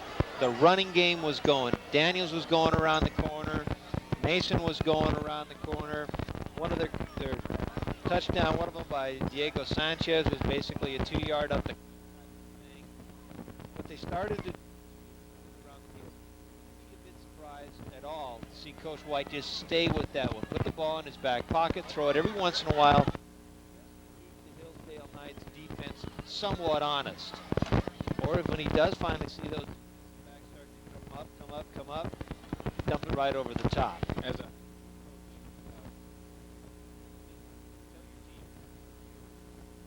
you're seeing what, as you were saying, South City Warriors have been able to do and just pound right up the side with Mason. Well, you're going to have a couple different things. Defensively, if you're right on a base of the defense, what's the Knights doing? Got them in a 50, kind of an Okie defense. You're going to have to start doing a little bit more of just getting rid of their offensive blockers quicker. So there's going to have to be some adjustments. Reading the backs better than they were doing before. They were inside, the backs were kicking outside. The other adjustment with your defensive backs, they're going to have to come up a lot faster. Once they identify the run, safety start flying up to the ball a lot quicker, so those adjustments are going to have to be made. Because you notice the Knights were just kind of lagging back defensively in the backfield, and then they were getting caught up inside as that blocking pattern turned the corner. Then you had an escort service for some of these backs. With the Warriors, the way they've been running the ball, it's almost not necessary for them to mix in a pattern. Outstanding job with the ball on the ground. Part, and you're just looking down the last, except for one incomplete pass, the last 9 plays, they're just keeping it on the green stuff. And now we're getting ready for the second half to get underway. Cole Weber for the Knights gets the signal from the ref, and the kickoff is underway and the second half underway. The ball is trapped nicely by Daniels, and he runs right up the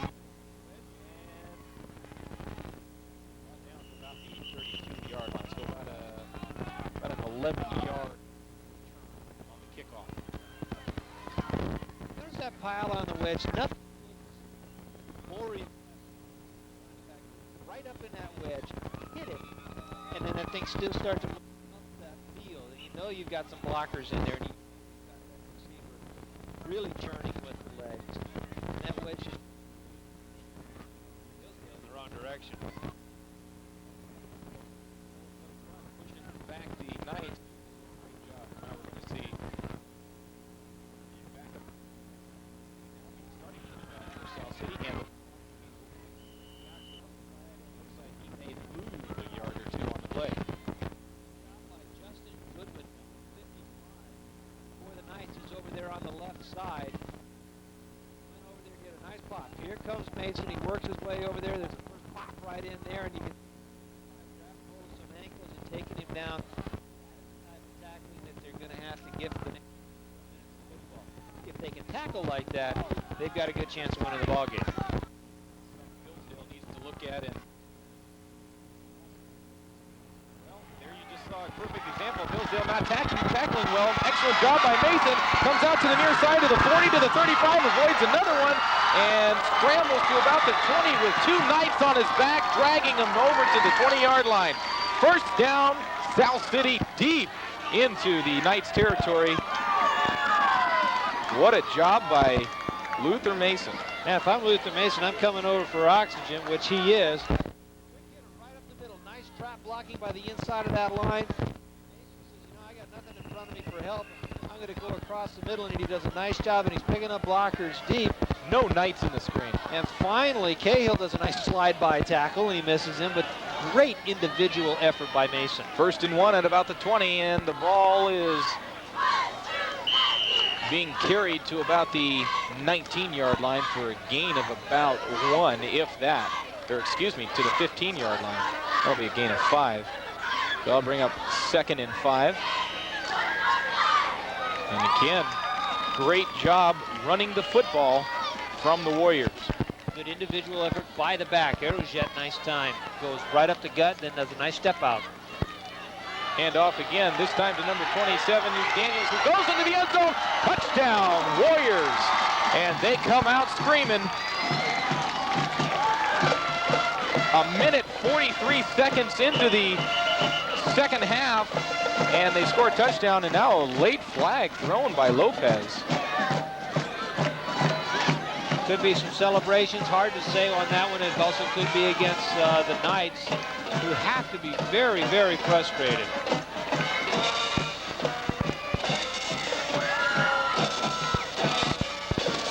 And it is against the Knights.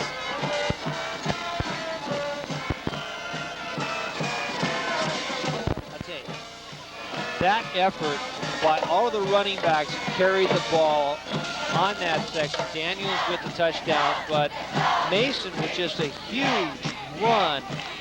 They're showing that they've got the running backs. They're very, very quick. They're very elusive.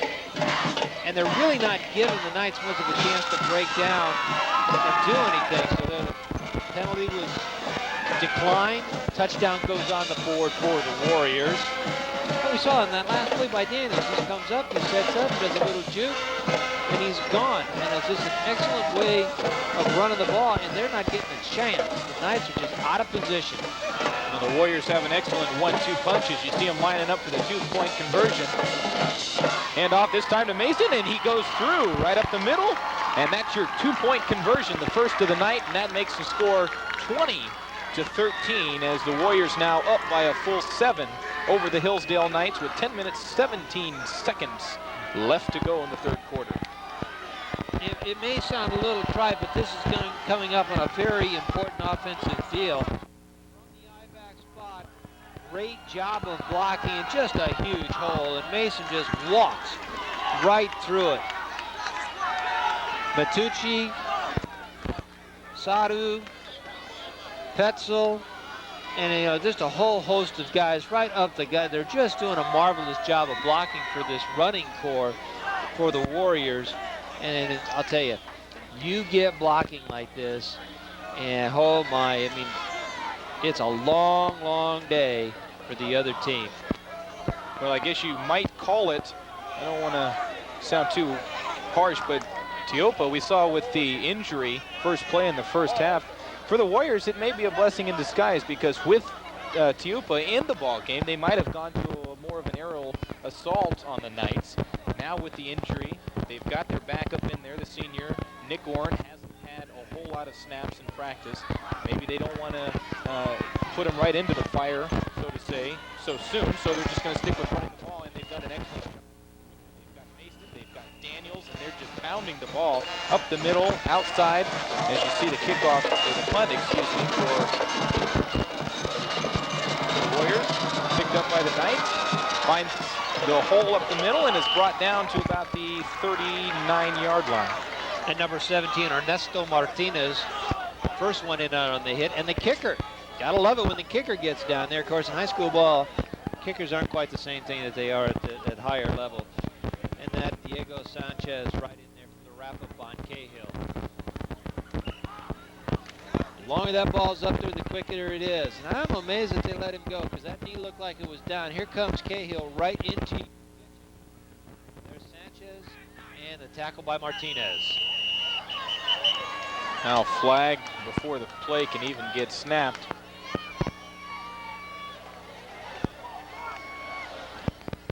Well, even though the penalty on the touchdown was committed by that would have been their 8th offsides against the Warriors. Penalties can take you out of your rhythm so quickly and put the other team right into theirs. 5-yard penalty, 1st and 5 for the Knights. Madsen been in there since the get-go with the split back formation, hands it off to Orleana. Drifts off to the right and takes it to about 43-yard line. And one of the nice things about a penalty when you have it on 1st down and it's in your favor, it becomes 1st down and 5 as opposed to 1st down and 10. You know, 2nd down and short yardage, you can do a lot of different things. 1st down and 5, you can do a variety of different things. Well, we saw Madsen airing it out with 2nd and short in the first half. We'll see if they try it again here in the second half. Madsen split back, takes the handoff, play action, rolls out to his left, fires it off to the left to number 84, which is Brandon Whitaker, who tried to hook up with him earlier and failed. And again, Whitaker not able to hold on to the ball as he was quickly surrounded by some Warriors. And number 5, Robert Satterfield, does a great job of coming in defensive back position and timing it also very perfectly. And that's one of the tough things to do when you're a defensive back. You want to arrive at the same time the ball gets there and just lay the biggest smack on the receiver that you possibly can, as if to say, don't you dare come back here. You get there too early, you get a penalty thrown against you. You get there too late, and they've got 6 points on the board. 3rd and 1. And there you see Lamoli gets absolutely nowhere with flags being thrown. Generally, with the position that those flags are thrown, it's going to be a holding call, which will go against the Knights. Lamoli, let's watch this thing from here. Tries to go off tackle. Nice job, nice defensive surge. He's wrapped up, but you can see one of his offensive blockers. Defensive tackler. And if I am the Warriors, I'm going to decline this particular one. You know what? Decline this thing. It's 3rd down and about 11. Coach White was asking for him to decline it, but I think the defensive captain said, you know what? We'll take it. So they backed him up. And Ben White visibly upset with the captain of the wait a minute, you Warriors. just gave him another down. It would have been 4th. What did I teach you in class? So now Madsen, another opportunity to throw the ball downfield. This time has all the time in the world, and it's caught. This time by Whitaker. He holds on short of the 1st down. Gets to about the 40-yard line, but they're in a whole lot better kicking position than they would have been back at about the... Take another look at this hit here. Rolls out to the bottom side. Satterfield again. Satterfield does a nice job. I like watching this young guy play that defensive position because he's right there in the receiver, lays a lick on it. Good job by Whitaker to hang on to the ball. Instead of making them kick the ball away at 4th and 1, now they're going to do it 4th and 3. So it does work in the Warriors. flag down. Looks like there might be a call for roughing the kicker, and they're going to let the ball roll all the way back to the 7.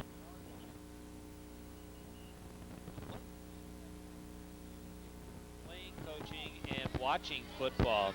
If you've got a receiver back there for punts especially, his #1 job is to catch it. Fair catch it. This is not the X. Not yet. So they can still go and catch it. You avoid those long bounces. It's a procedure call against. So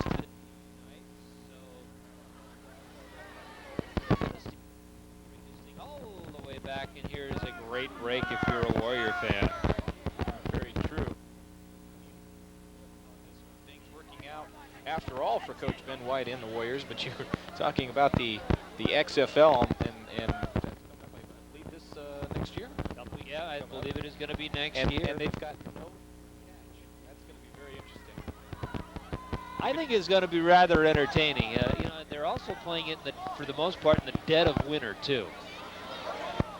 And I want to know whether or not Vince McMahon and the rest of his promoters are going to have half the field AstroTurf and the other half grass, just to make it even more a little on the extreme side. And since they're playing in some outdoor venues and they're very cold, it could be half skating rink too. We might even see China out there with some pads as well. Hard to say knowing that group, but it ought to be very entertaining football. So now we're going to do this all over again, still 4th down.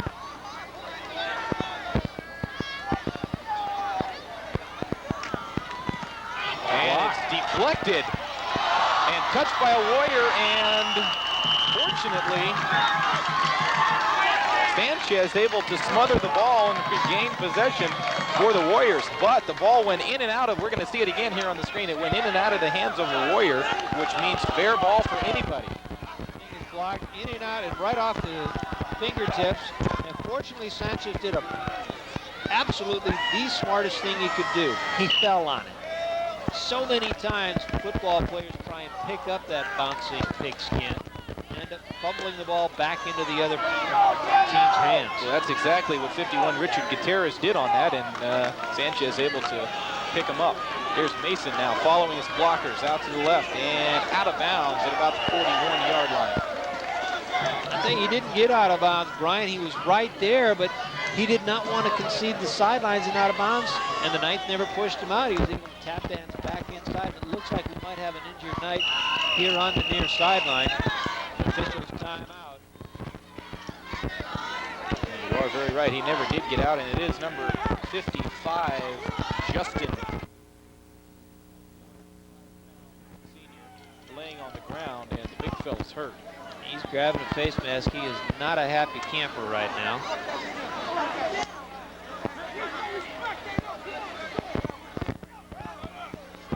Cheerleaders galore. You gotta love cheerleaders. They really make the football atmosphere even much more festive. Camera operators up there freezing on top of the press box. I want to remind you, Kurt, as well as our listening audience, that the replay of this game can be seen right here on Peninsula TV, Channel 26, on Tuesday, September 12th at 10 p.m. Be sure to tune in for that, and you can catch the game in its entirety. So as we see, the score is 7 seconds to go in the third quarter. The South City Warriors 20 and the Hillsdale Knights 13, as this game of the week is being brought to you by the San Mateo County Times, Hillsdale Shopping Center, Burrell Bank, BFI. I'm Brian Kupferman along with Kurt Edwards here, and we see now Justin Goodwin being helped off of the field. Cramped up just a little bit because it looked like they were doing the old stretch out the ham. Either that or he popped a ham. He just stretch out the muscle type trick. I love it. These trainers are not stupid. You're looking at Goodwin, and this is a big load, folks. I mean, he's 205 pounds, and he got two trainers to say, let me see, I'm going to take him 53 yards across the field. Nah, I'm just going to take him another 5 foot and drop him over on these sidelines. And you see some of his teammates over here to assist. Now, the fella there in the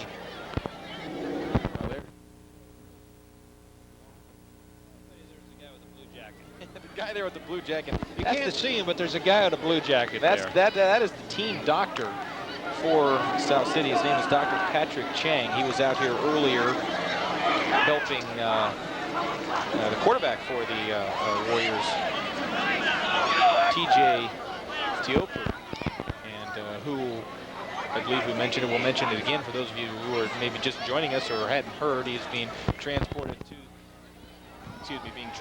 to the hospital for some x-rays and as precautionary measures, and hopefully he will be okay. But Dr. Patrick Chang there now down on the field assisting Justin Goodwin of the Hillsdale Knights as play is stopped. And it looks like they are getting ready to get play underway as the now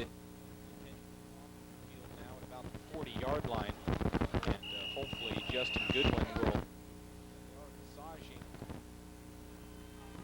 his calf area, stretching out his hamstring or his glute there as play resumes. Checking in about 5, and the ball gets to about the 40-yard line for a gain of about 1. Number 44, Rich Lamoli, was in there for the pop on that stop. Linebacker watched him out there, sets up outside, moves around, tries to go with the strength, and he just unloaded on that tackle. Quarterback for the Warriors hands it off to Luther Mason, who again comes out to the near side, makes a couple cuts, avoids 1, 2, 3 tackles, and brought down at the 30-yard line. Great job by Luther Mason again. He's a very elusive back, and he run, sits there in the hole, hits the brakes, runs out from that tackle. He's a unique ability to change direction almost in midair. Those types of moves you do not teach. Those are instinctive moves of a great running back. Now the Warriors with the I formation. And run up the middle by the halfback, number 43. Just straight ahead, style football. The only way to stop this thing is just try and bring more people to the point of attack. And right now the Knights are getting beat at the point of attack. Still sitting in basically a 50 defense. You've got a nose guard, a defensive tackle. So 3 down linemen, and 2 up defensive ends and 2 back. This time it's pitched to the fullback Mason, and he finds a hole and is wrapped up by Thomas and brought down at the 10-yard line. But great job of avoiding tackles as we saw in the previous play by number 15 Luther Mason. Boala Thomas, number 53, 6'2", 290. Pretty good load coming in there. Nose guard, nose tackle type of position. Where he made that tackle shows that he's got great downfield pursuit. But the also part of it was, I noticed, is the center blew him right off the ball. Then he had to get down there to the tackle. But the point is I'm going to make here is he didn't quit defensively. He stayed with the play, saw it go away from him, continued in his pursuit, and ended up making a very nice tackle. And that's one thing that you really want to teach all of these defenders. Even though the play is going away from you, even though you might have been blocked out of the play, go take a good angle of pursuit, go after the ball carrier. You may end up right in the middle of a tackle. They talk about that a lot, and they preach and harp on that all the time. Be persistent. See the ball and just go after the ball. And it looks like they're going to mark it at the 25-yard line is where they place the ball on the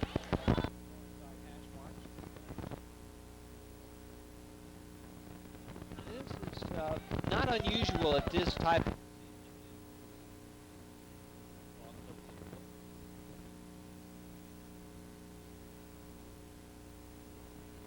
so the penalties will be here. Staff's going to be working on the timing and technique which causes all these penalties.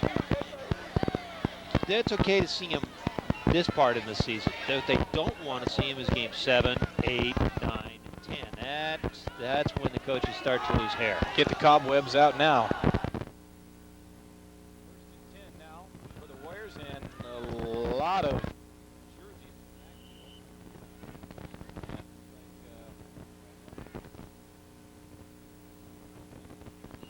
Number 6. Brought down for a gain of about 3, and another Knight down on the field. Hopefully all they are going to do is cramps, where you just get a little bit of acid in the muscle that cramps up on you. This one with the player laying face down, chances are it's not it, but as you get more fatigue, the opportunity for pulled muscles, such as maybe a possible hamstring, or being in the wrong position and trying to make an ill-advised tackle. Especially on a night like this where it is chilly. We're going to take a quick break here on Peninsula TV for the game of the week. You're watching the Hillsdale Knights and the South City Warriors, and we'll be right back right after this.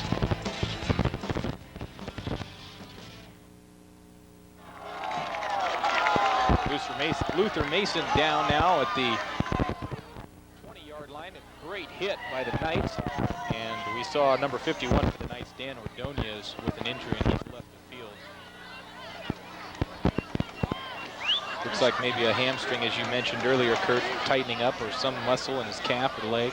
I'll tell you, you can get that one. You play a lot of minutes, and both of these quads have guys that are going both ways. You don't have the salt in your body, you don't have the fluid in your body, and the muscle will tighten up or yank on you.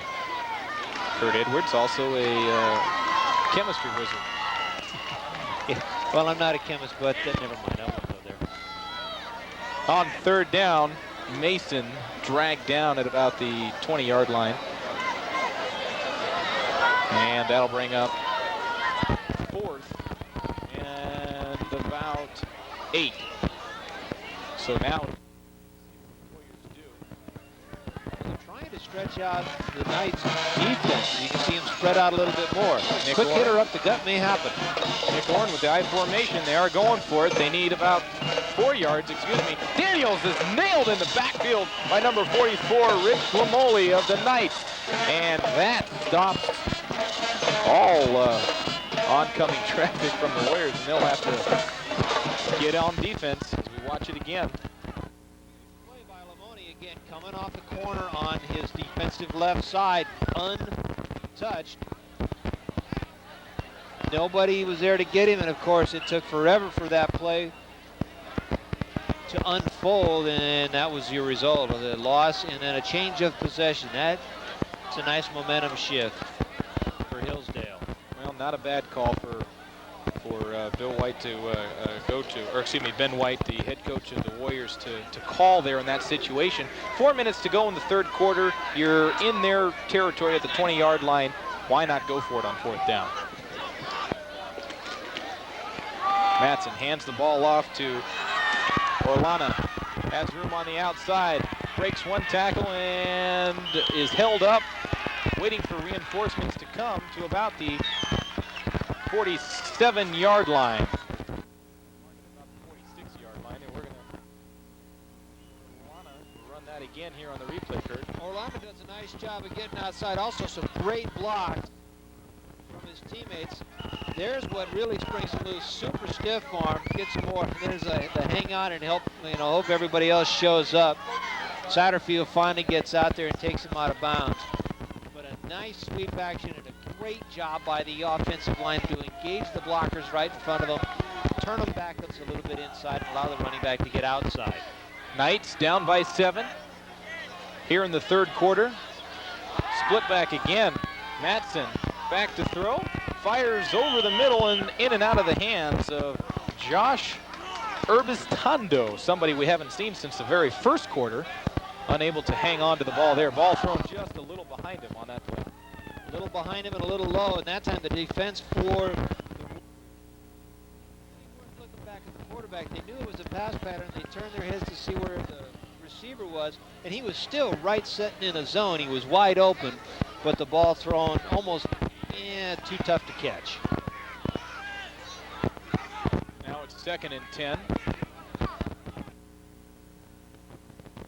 Going to They'll look for a running play here. No, maybe not. Rolling out the pass again. And brought down by South City. Aliza again with that pop. And I'll tell you one thing, he is one active type of a player. Linebacker. So key in these types of defense. In a 3-4, you see him come through and he'll wrap up the quarterback.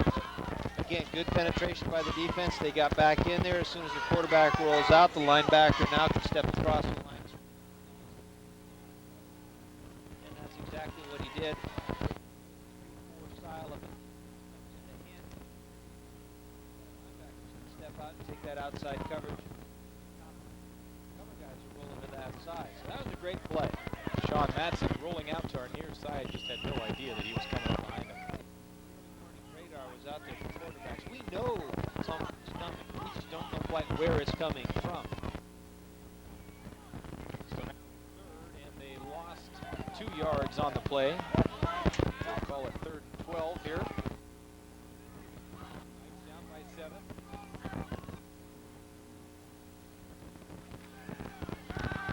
And again, penetration on the offensive line from the Knights.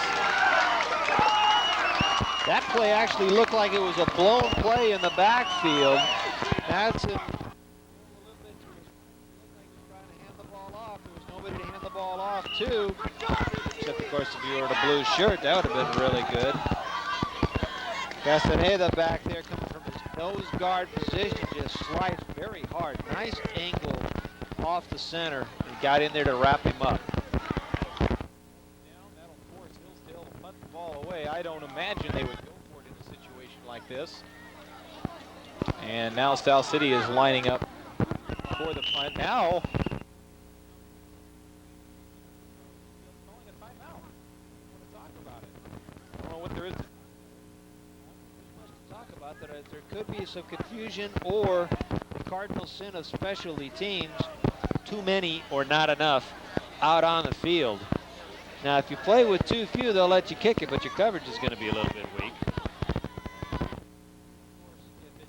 If they have too many, the play never even gets off the dime. So, wasted of a timeout, especially since we're still in the 3rd quarter with $1:55 to play. And you're down. I don't see any reason they have to go for it. No, they're not going to go for it. I mean, it's a small, long distance. First down. They are. Makes it a guy to kick too. So look for them to try and kick the ball away from him. That could be a long distance call the other way. So on 4th down, they will punt.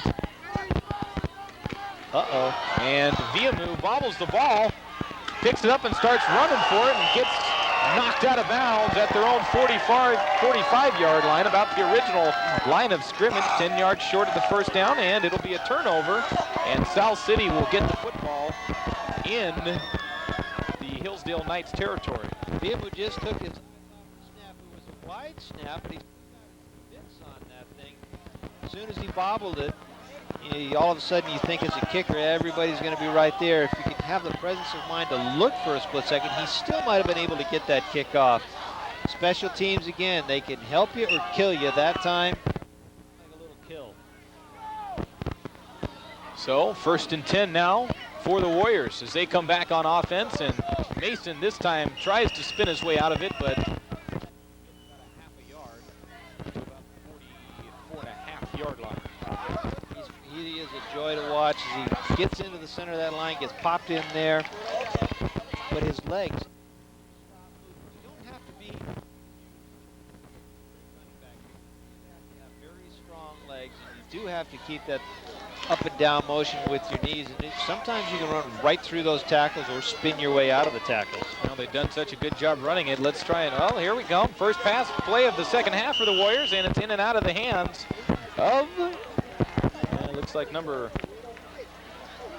46 for the Warriors, which happens to be Hector Garcia, a 5'9" junior, unable to hang on to the pass. Quick pass over the center. Dangerous pass because there was a lot of white hats right in the middle of that thing. Good threading of the needle. The ball got there, and there's some helmets being applied just about the same time the ball arrived in the receiver's hands. On 2nd and 9, not a bad play to go to since you haven't thrown the ball in a while. Now it's 3rd and 9, and it looks like we may have some premature movement on the offensive line as a flag is thrown, and that is the case. Well, the defense was jumping around, but the defense can. The defense can come out of its stance and shift positions, pop up or sit down in front. They can move around. Offense, once you get in that set position, once that hand gets on that turf, it has to stay there. From 3rd and 9 now to 3rd and long, and they're going to run it again. Why not? Gilu gets the ball and runs it back to about the 46-yard line. And that'll bring up 4th down. He's one tough running back. He lines up, he can run with the tailback or fullback. Predominantly this evening, we've seen him at the fullback slot. He's 5'7", about 100, I don't know, looks like 60 some odd, 165 pounds, but he packs a wallop. Usually, you said he is a light guy. He is. Usually you'll see your fullbacks about 30 pounds more, 20 pounds more heavier than your halfbacks. And they're going to let it roll down to the 18-yard line of the Knights. So the Knights will get the ball back, and they'll try and do their thing all over again. See if they can march the ball downfield. 26 seconds left to go in the 3rd quarter. Hillsdale down by 7. And the pressure by the Warrior defense in the 3rd quarter has been much more intense than it was at any point in time in the first 2 quarters or the first half. Point of attack, beat their blockers and get a yard or so across that line of scrimmage, and that is so valuable.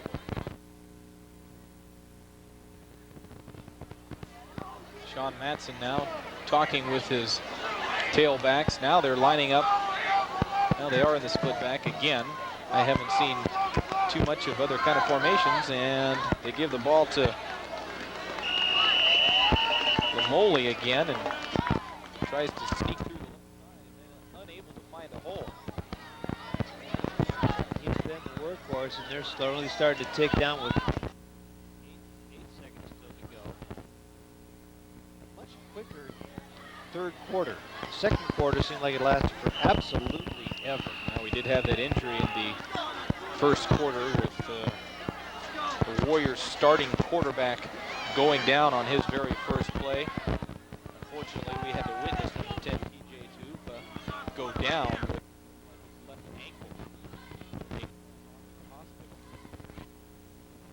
So we're going to get ready to start the 4th quarter here, but before we do, I'd like to remind you once again that this game is so good you can watch it again. Isn't that great? Tuesday, September 12th at 10 p.m. right here on Peninsula TV, channel 26. 2 for the price of 1. Can't beat it. Can't even do that in the theaters anymore. If you like this game, we've got more coming up. Here's a list. All these games coming up on Peninsula TV. And once again, this game is being proudly brought to you by the San Mateo County Times, the Hillsdale Shopping Center, Corel Bank, and your local BFI.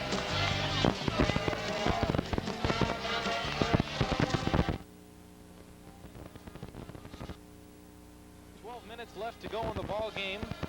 South City leads by a score of 20-13, and they are going to, Hillsdale rather, is going to start the ball on their own 19-yard line, and they've got some work cut out.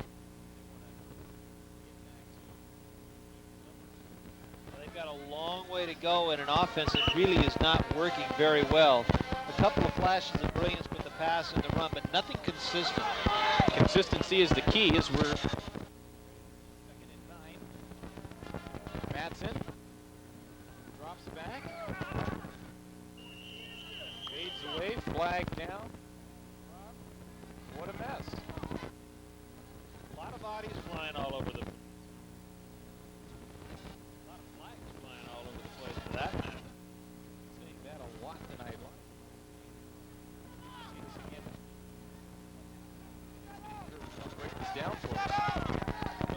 whoever is the guilty party is in the interior of the offensive line. That flag was thrown real quick.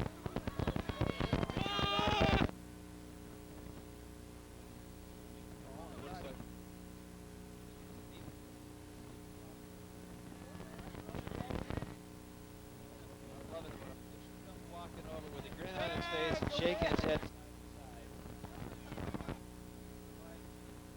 Wide apart. I thought it was an off. Obviously, because the ball is now moving. The defensive infraction. What? I did not see. And whatever the call was, assuming it was Offsides.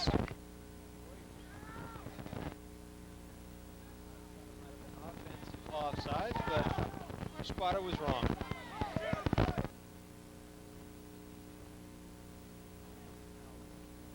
Conversations going on. Offensive line for Hillsdale. These high school kids have a curfew of sometime around midnight. Hopefully by midnight we'll be tucked in bed. And Well, now they were going to run something. Now more applause. And we're going to huddle up one more time. Not only is it the first game,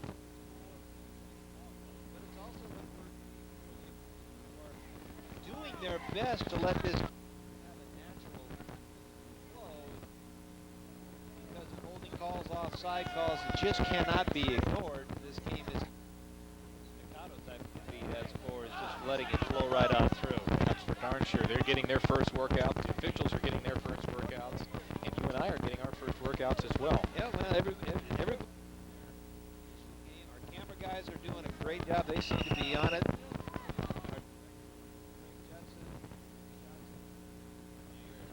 While also doing a fantastic job. So we've got some delay here on the field. Quickly we can recap for the South City Warriors. Gilu Rugiet had a 10-yard touchdown. Their kicker Sanchez had a 2-yard touchdown run to kind of defenders and eventually crossed the goal line. So now we're ready to go. First and 10. Ball's handed off to Orlana, who still making his way to the 50, to the 45, to the 40. And dogpiled down at the 35-yard line. An excellent run for Giancarlo Orlana, number 3. I think there's something wrong. There's no flags. That's what I was looking for. We had a huge gain. Great job. Giancarlo Orlana did a fantastic job of going down the far sidelines. Missed tackles, man, when these coaches see the game films, they are just going to cringe. It looked like they might have gotten Orlana on a tackle, but you do not tackle the good running backs just by using a hand tackle. They will be able to run through it, rip right out of it, and that's what happened. Another 10, 15 yards after the first couple of tackle attempts. Now these football squads, their first practices are actually last year in the summer of the prior school season. So they've had all these time. They've had these summer camps. They've worked hard during the summer at football camps. They've come in to the fall and they've practiced hard. These are the kind of fundamental things that you need to do well, whether it's the first game or whether it's the last game of the season. If you're going to tackle, you need to wrap up their legs. These are things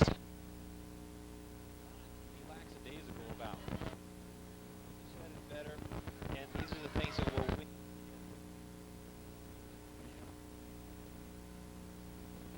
Boy, you're in for a very long time. Get tired.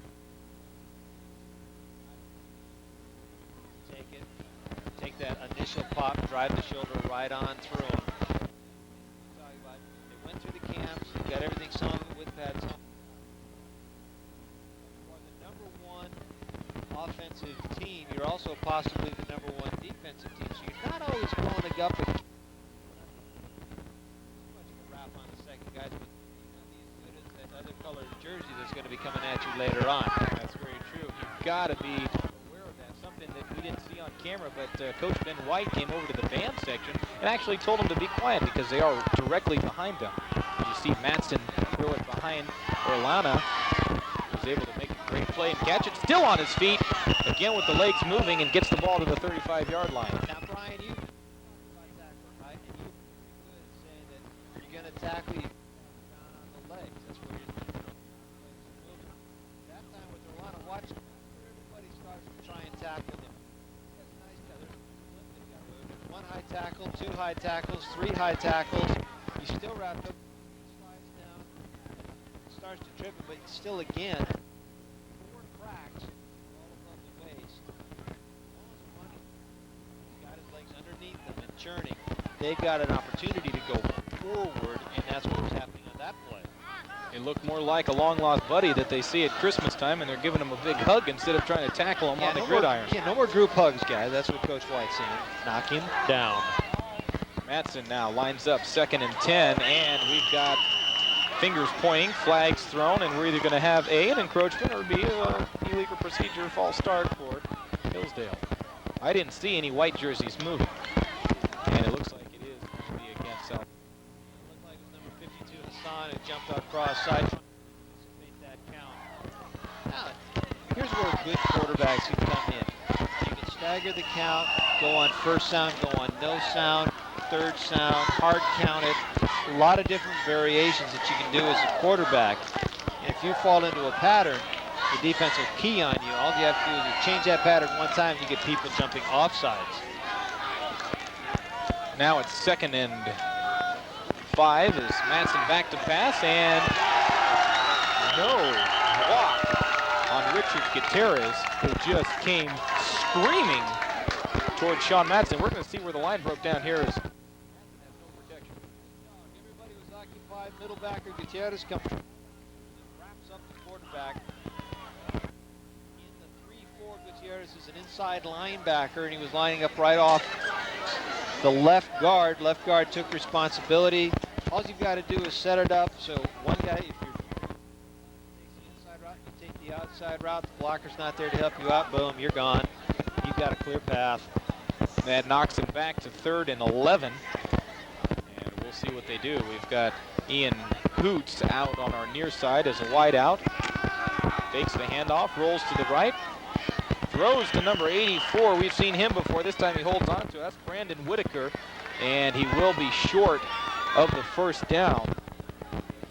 Whitaker does a nice job of running a very good pattern. From the tight end position, goes down, then runs just right on out, follows his. Does a nice job of using the hands, catching it, and then bringing it right on into his body, tucking it in before he hits. Quarterback rolling it out, giving Whitaker just a little bit more lead time. Using his hands to catch the football. 4th and 1 now, and well, I agree with the coach here. You go for it. You've got to. 27-yard line. About a yard and a half to go. Give it maybe to a fullback. Either that or you call timeout. And that's exactly what Sean Matson was wondering. Who the heck do I give the ball to? Get things straight here. This is a very pivotal play. This is the game. This is 9 minutes, 44 seconds left to go. They're down by a touchdown. They're in South City's territory at about the 27-yard line, and they've got about a yard to go. What do you do? Cliff Burton's sitting up there going, I want a heater. I'm way the heck up there. That's what I want to do. Well, one thing is you do not want to make a mistake. You want to make sure all 11 guys on the offensive side of the ball know exactly what's going to. I think Coach Mass probably had an indication that that wasn't the case. You know, as a coach and as an athlete, you've kind of got that feel as you start to do, step up to the line of scrimmage, that there's this tentativeness, like, I'm not really sure. You got that feeling. Back out. If you're a baseball player, back out of the batter's box. Do it. Unfortunately, when the wrestler and the whistle blows, you can't say, can we do that over again? My buddy Brian here, being a former wrestler and a very good one, realizes that when time out here, ready or not, you've got a couple of minutes. And it is the longest few minutes of your life being out on that mat. Wrestling hey, it's just you and the other guy out there on the mat. Yeah, it's a one-man team. I've seen it all too often. Here we go, 4th and 1. Key play of the game right here. And that's going to knock everything out of whack. Now here's where Coach Mass is just, he's going to walk the sidelines. Got to be pulled right down over his eyes. We're going to get to see exactly what does happen here. And definitely on the left side of the line, you'll watch it.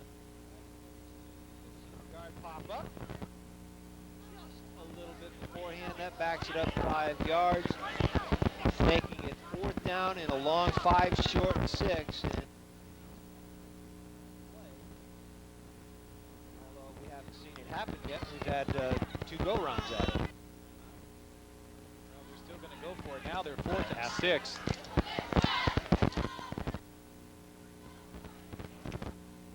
Ball's handed off to Orlano. He's got a hole. He's at the 10.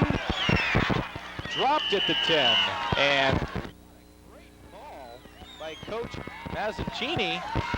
Give the ball to Orlana, and just flip it right up the middle. 1st down and more. Great job. Everybody sets for a pass. Nice inside trap blocking by the guard-center combination. He runs through a couple of hand tackles, and you can see again, tackling him up high, and he's able to drive forward for another 3 yards or so before finally just the sheer weight and the help from the rest of the teammates finally get a knee to the turf. But I firmly thought, hey, you know what? They're going to pass. They didn't, like a quick hitter trap to a very quick, very speedy running back. And he just did a great job. And now the Warriors say, hey, fellas, we were going to get these guys, so we're going to have to call a timeout and regroup. And with all these timeouts being called, as we get closer down to the end of this contest, and we still have a few ticks on the clock to go, they're going to be short timeouts, so it's going to be real entertaining down the end with these teams burning timeouts like they have been. Hillsdale only down by 7, and they are inching their way closer and closer to the goal line. They're going to have, when we come back, 1st and 10 at about the 15-yard line. What do you do if you're coaching Hillsdale? What do you run? Successful? That's what you've got to look at. But what can you do to pick apart the defense inside the red zone of the South City Warriors? So you've got to see what type of blocking schemes have actually worked throughout it. And obviously Orlando, when he lines up in the I-back position, doing quick hitters and traps off the right side. So kind of weakness that they can get on. Not leave their quarterback too long in the pocket, because the defensive ends for South City are both very big and quite quick. 1st down for Hillsdale. Hand off, we've seen him before. Lamoli takes it outside and is brought down. That time that was gang tackling 101, which is just fine by me.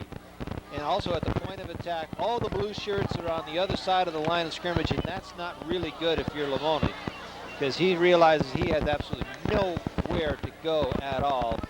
He is wrapped up and taken down. And on the replay we saw, not one blue shirt made any effort toward. Now they hit him high and just try to keep going. 2nd down now and about 11. Matson again hands it off to Lamoli, who tries to cut back up the middle and is brought down immediately at about the 13-14-yard line. Now that's a nice little counter tray. I really like the way that play ended up. A couple of steps to his left. Lamoli did a nice job. He was lined up in the halfback spot on the left-hand side. Took one step and then cut it right back across the green, allowing his blockers up in front to just trap everybody, push him away. He cut back across. That was a well-executed play.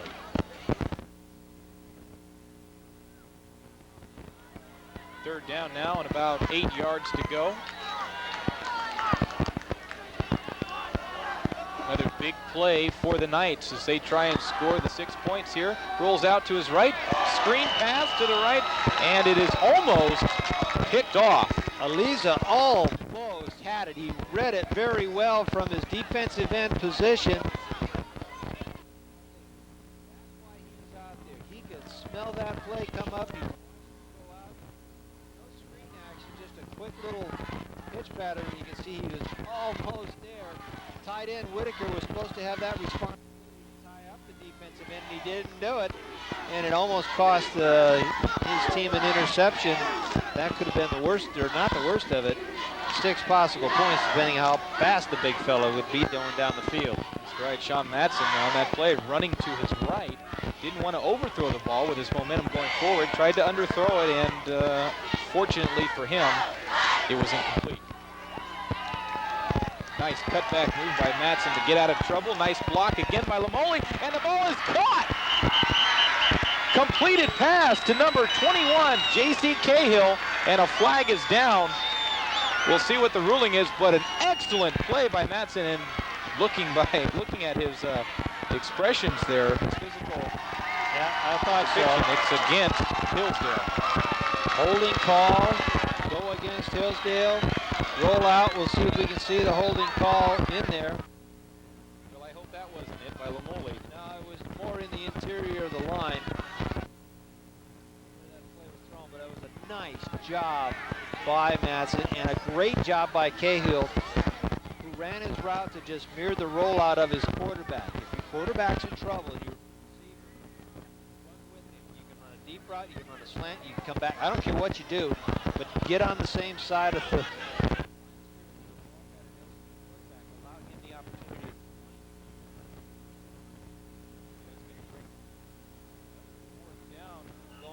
attempt, and they are lining up to kick a field goal. We'll see if they actually do go through with it, but this is going to be Cole Weber. Taking the snap is going to be the quarterback, Sean Madsen, so anything can happen. High snap. And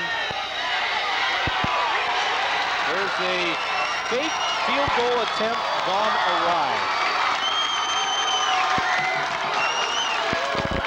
Weber did a great job. I mean, not too many kickers are going to stand up and try and block. We'll watch that again. High snap. I'm not sure whether Madsen thought he would get it down.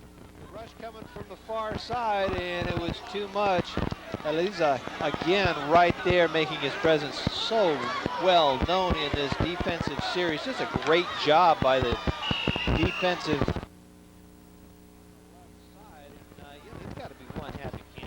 great job. Well, you've got a 155-pound kicker trying to block a 225-pound lineman coming right at you, and those two don't mix. Can we say no match? No match. Now with about 6 minutes to go left in the ball game, Hillsdale has got to be down on the dauber right now. Tight knee and try and get the ball back in good field position with enough time left on the clock. We know South City is going to continue to run the ball, eat time off the clock. And again, we had a penalty on the play, illegal procedure against South City. So the reign of flags continue. Looks like it's going to be our illegal scout, procedure. Our scout this time was right. It was illegal procedure against the offense. So they're going to have to back it up 5 yards.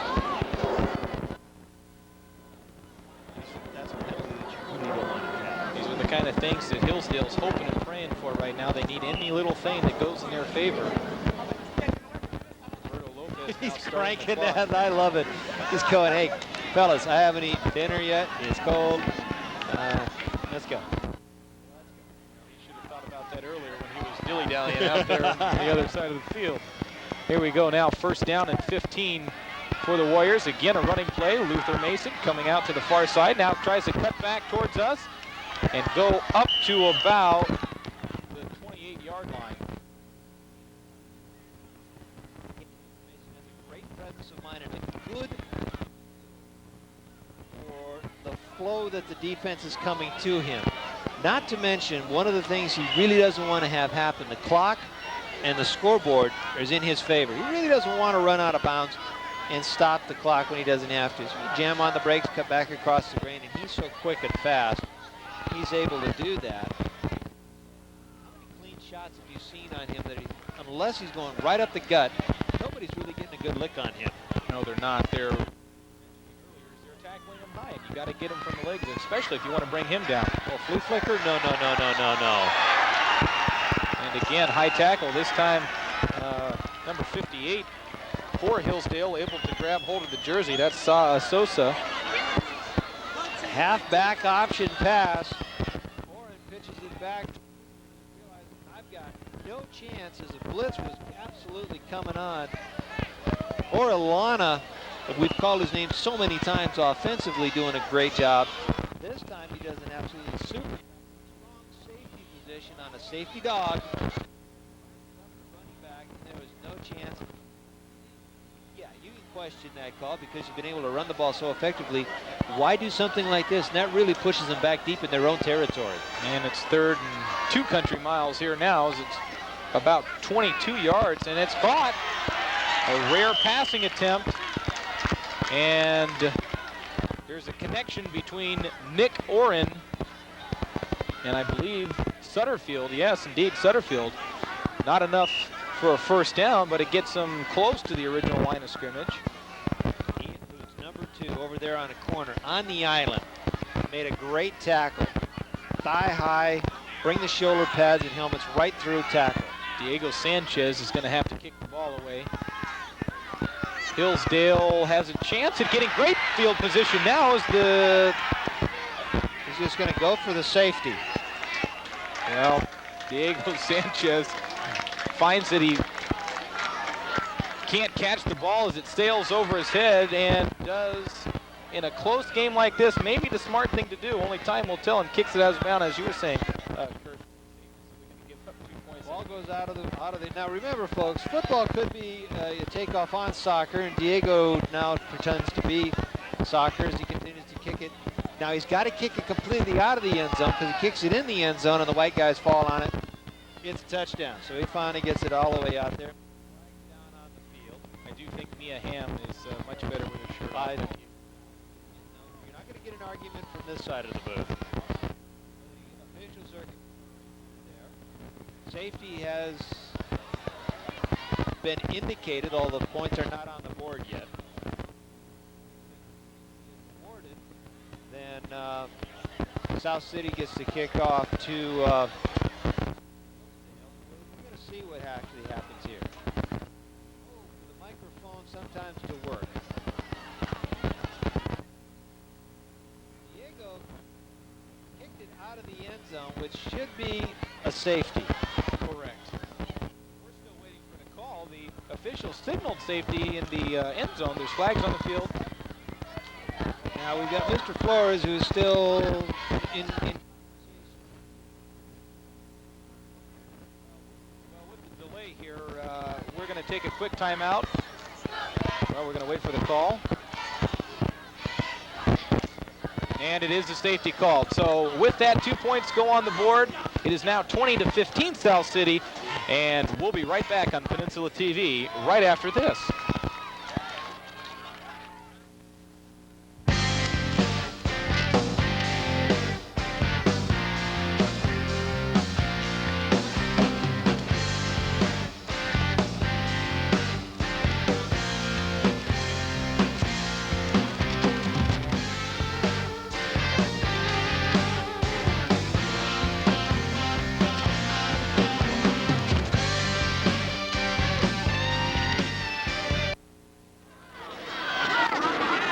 Welcome back to Peninsula Television's Game of the Week. You've been watching the Hillsdale Knights battling the South City Warriors in a very unusual game that we've seen so far. It's the 4th quarter. We've got 3 minutes and 13 seconds left to go. Diego Sanchez has kicked the ball back into his own end zone, therefore putting 2 points on the board for Hillsdale, and now they will be forced to kick off to the Knights.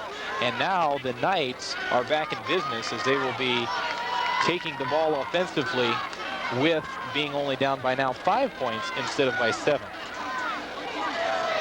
Yeah, it's the first game of the season. It's not unusual to see something a little strange, a little different, and the special teams a little rusty. And one of the things that in high school football, unlike college football, you just don't get as much practice time. And the guys that get the least amount of practice time are the special teams, the kickers, and the long snappers. And that is one of the toughest things to do in this sport, is to long snap. Now you see the kickoff from the Warriors to the Knights. Ball is cut back up the middle. Errol Totis, number 27 for Hillsdale, gets it to about the midfield stripe, where they will have 50 yards to go in about just over 3 minutes remaining in the ball game to score 6 or more points. They just have to get it down. They've got a lot of time to do it. 3 minutes is a lot of time in football. If you use the clock wisely, you can get out of bounds on occasion. Timeouts, we have seen both of these ball clubs burn the timeouts throughout the second half. So now we'll see what kind of sustained drive. And obviously, if you're Hillsdale, you want to score with about 2 seconds left on the clock. Chris Rochester, number 82, at our near side as a wideout. Ball is handed off to Orlana, who's been their go-to guy in these situations, and he picks up about 12 yards for the first down and gets to about the South City 37-yard line. Not to be redundant, but most of these tackles are a result of very tired football players. They're just not in good position to actually make that tackle. And when you're in that type of a situation, when you're tired, you're using your arms, you're not using your legs. Running backs coming at you with a full head of steam will run right through you or over you. So now another first down for Hillsdale. Matson again with the split backs. Nice blocking. Matson throws across his body. Pass intended for number 82, Chris Rochester. Incomplete pass. The clock stops with 2 minutes 24 seconds left to go. Still plenty of time, like you were saying. That brings up 2nd and 10. And it looked like that pass might have been tipped. Nice job by Matson. Good play selection. Rolled the quarterback out to the side. Go back across the grain. Rochester had his man deep, but as that ball was trying to get back across the line of scrimmage, it might have been tipped by one of those big defensive guys up front for the Warriors, because that thing had a little spiral and then it had a real duck wobble to it after it got on the other side of the line of scrimmage. Now, Sean Matson is using his head. He seems to be a smart quarterback, knows what he's doing, quick on his feet, making good decisions. He's just not getting the best of blocks, and that time just threw it behind Ian Hoots, number 2, for an incomplete pass. So the Knights are going to the aerial assault on the Warriors to no avail. Right now, no, they've had some tough times with it, and Hoots lined up on the wide receiver on the right side, down a hard 4 or 5 steps. And as soon as he got the defensive back to turn his shoulders to the outside, he cut it up inside nice and hard. If that pass would have been in front of him, that's a catch, and he probably with a little bit more yards after that catch of maybe 5 yards, it would have been just a super play. So now that brings up 3rd and 10. I don't anticipate they do anything other than pass the ball again, which they don't, and they go to Orlana, who is quickly wrapped up. South City anticipating the run, and with a gain of about a half a yard, that brings up 4th down, and we'll see what Hillsdale does here. 2 minutes, 9 seconds to go. Clock continues to run. High school football, no 2-minute warning, so the clock will run. It keeps right on going. Tendency for Hillsdale has been, when they get in that type of a situation, to go to the running backs, especially the one that got the ball. And Giancarlo got the call, but this time the tendencies were thought of prior to that by the Warriors coaching staff when they were keying on the young running back. So now that brings up 4th and 10. Again, they have no choice but to go for it. Matson back to pass, looks right, throws. Pass is caught and falls out of bounds about 3 or 4 yards short of the first down. So it will be a turnover on downs, and that just about seals it up for the South City Warriors. Great defensive surge, good defensive pressure. And what South City did that time was a little bit of an umbrella type look defense. They knew where the first down marker was going to be. So their defensive backs roll back into it. You want to do a little curl underneath it, that's fine. You can run that route. Then they'll come up and make that tackle. Again, some tired balls being thrown by both of these quarterbacks. Well, Nick Oren now is going to be doing nothing but handing the ball off, as this time it's Gilu who gets the ball, and stumbles to about the original line of scrimmage. Timeout called by the Knights. I believe that is their final timeout, not positive. Erujet, number 6, been out there a long time, both offensively as a fullback, sometimes tailback, and then of course defensively, where we've seen him at the outside linebacker position. Very prominent in some tackles, also very prominent in some very big runs. Right up the middle, he's kind of the Mr. Inside of this inside-outside type running attack that the Warriors have been bringing at the Knights all evening long. He's a very durable running back, very durable football player. That's very tough to do, play both offense and defense. Heck, the pros can't even do it. Yeah, they don't even bother with it. But these high school kids sure are doing a great job. Not only are they out on the field and they're running their plays, but when they're not running the plays, they're putting on some pretty heavy blocks. So there is a lot of energy being drawn out of them.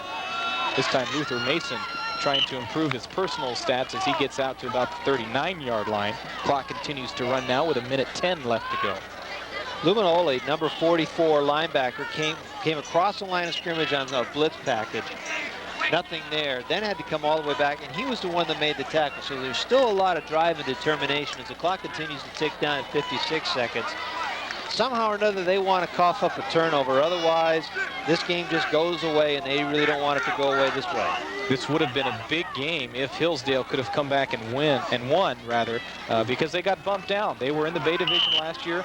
Now they're in the Ocean Division, which is a much weaker division than the Bay Division.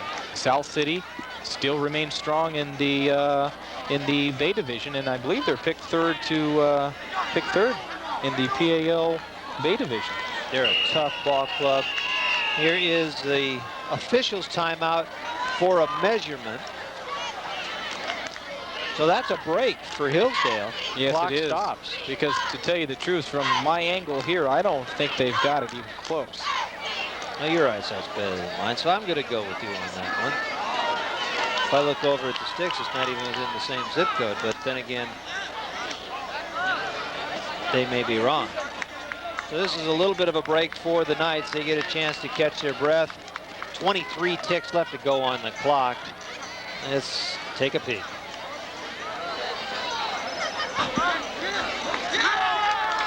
And it is a first down. Well, I was wrong. My young eyesight is deceiving me as the game has been prolonged. And that brings up a first down, which also allows the clock to continue to tick with 18 seconds to go, and I believe that is going to do it. South City Warriors able to battle back and come out ahead on this one by a score of 20 to 15 as we see the final 3, 2, and 1 seconds left. And listen to the happy fans as their South City Warriors have just defeated the Hillsdale Knights, who are predicted to come in first in the PAL Ocean Division. But they get off to a rocky start here, 0-1.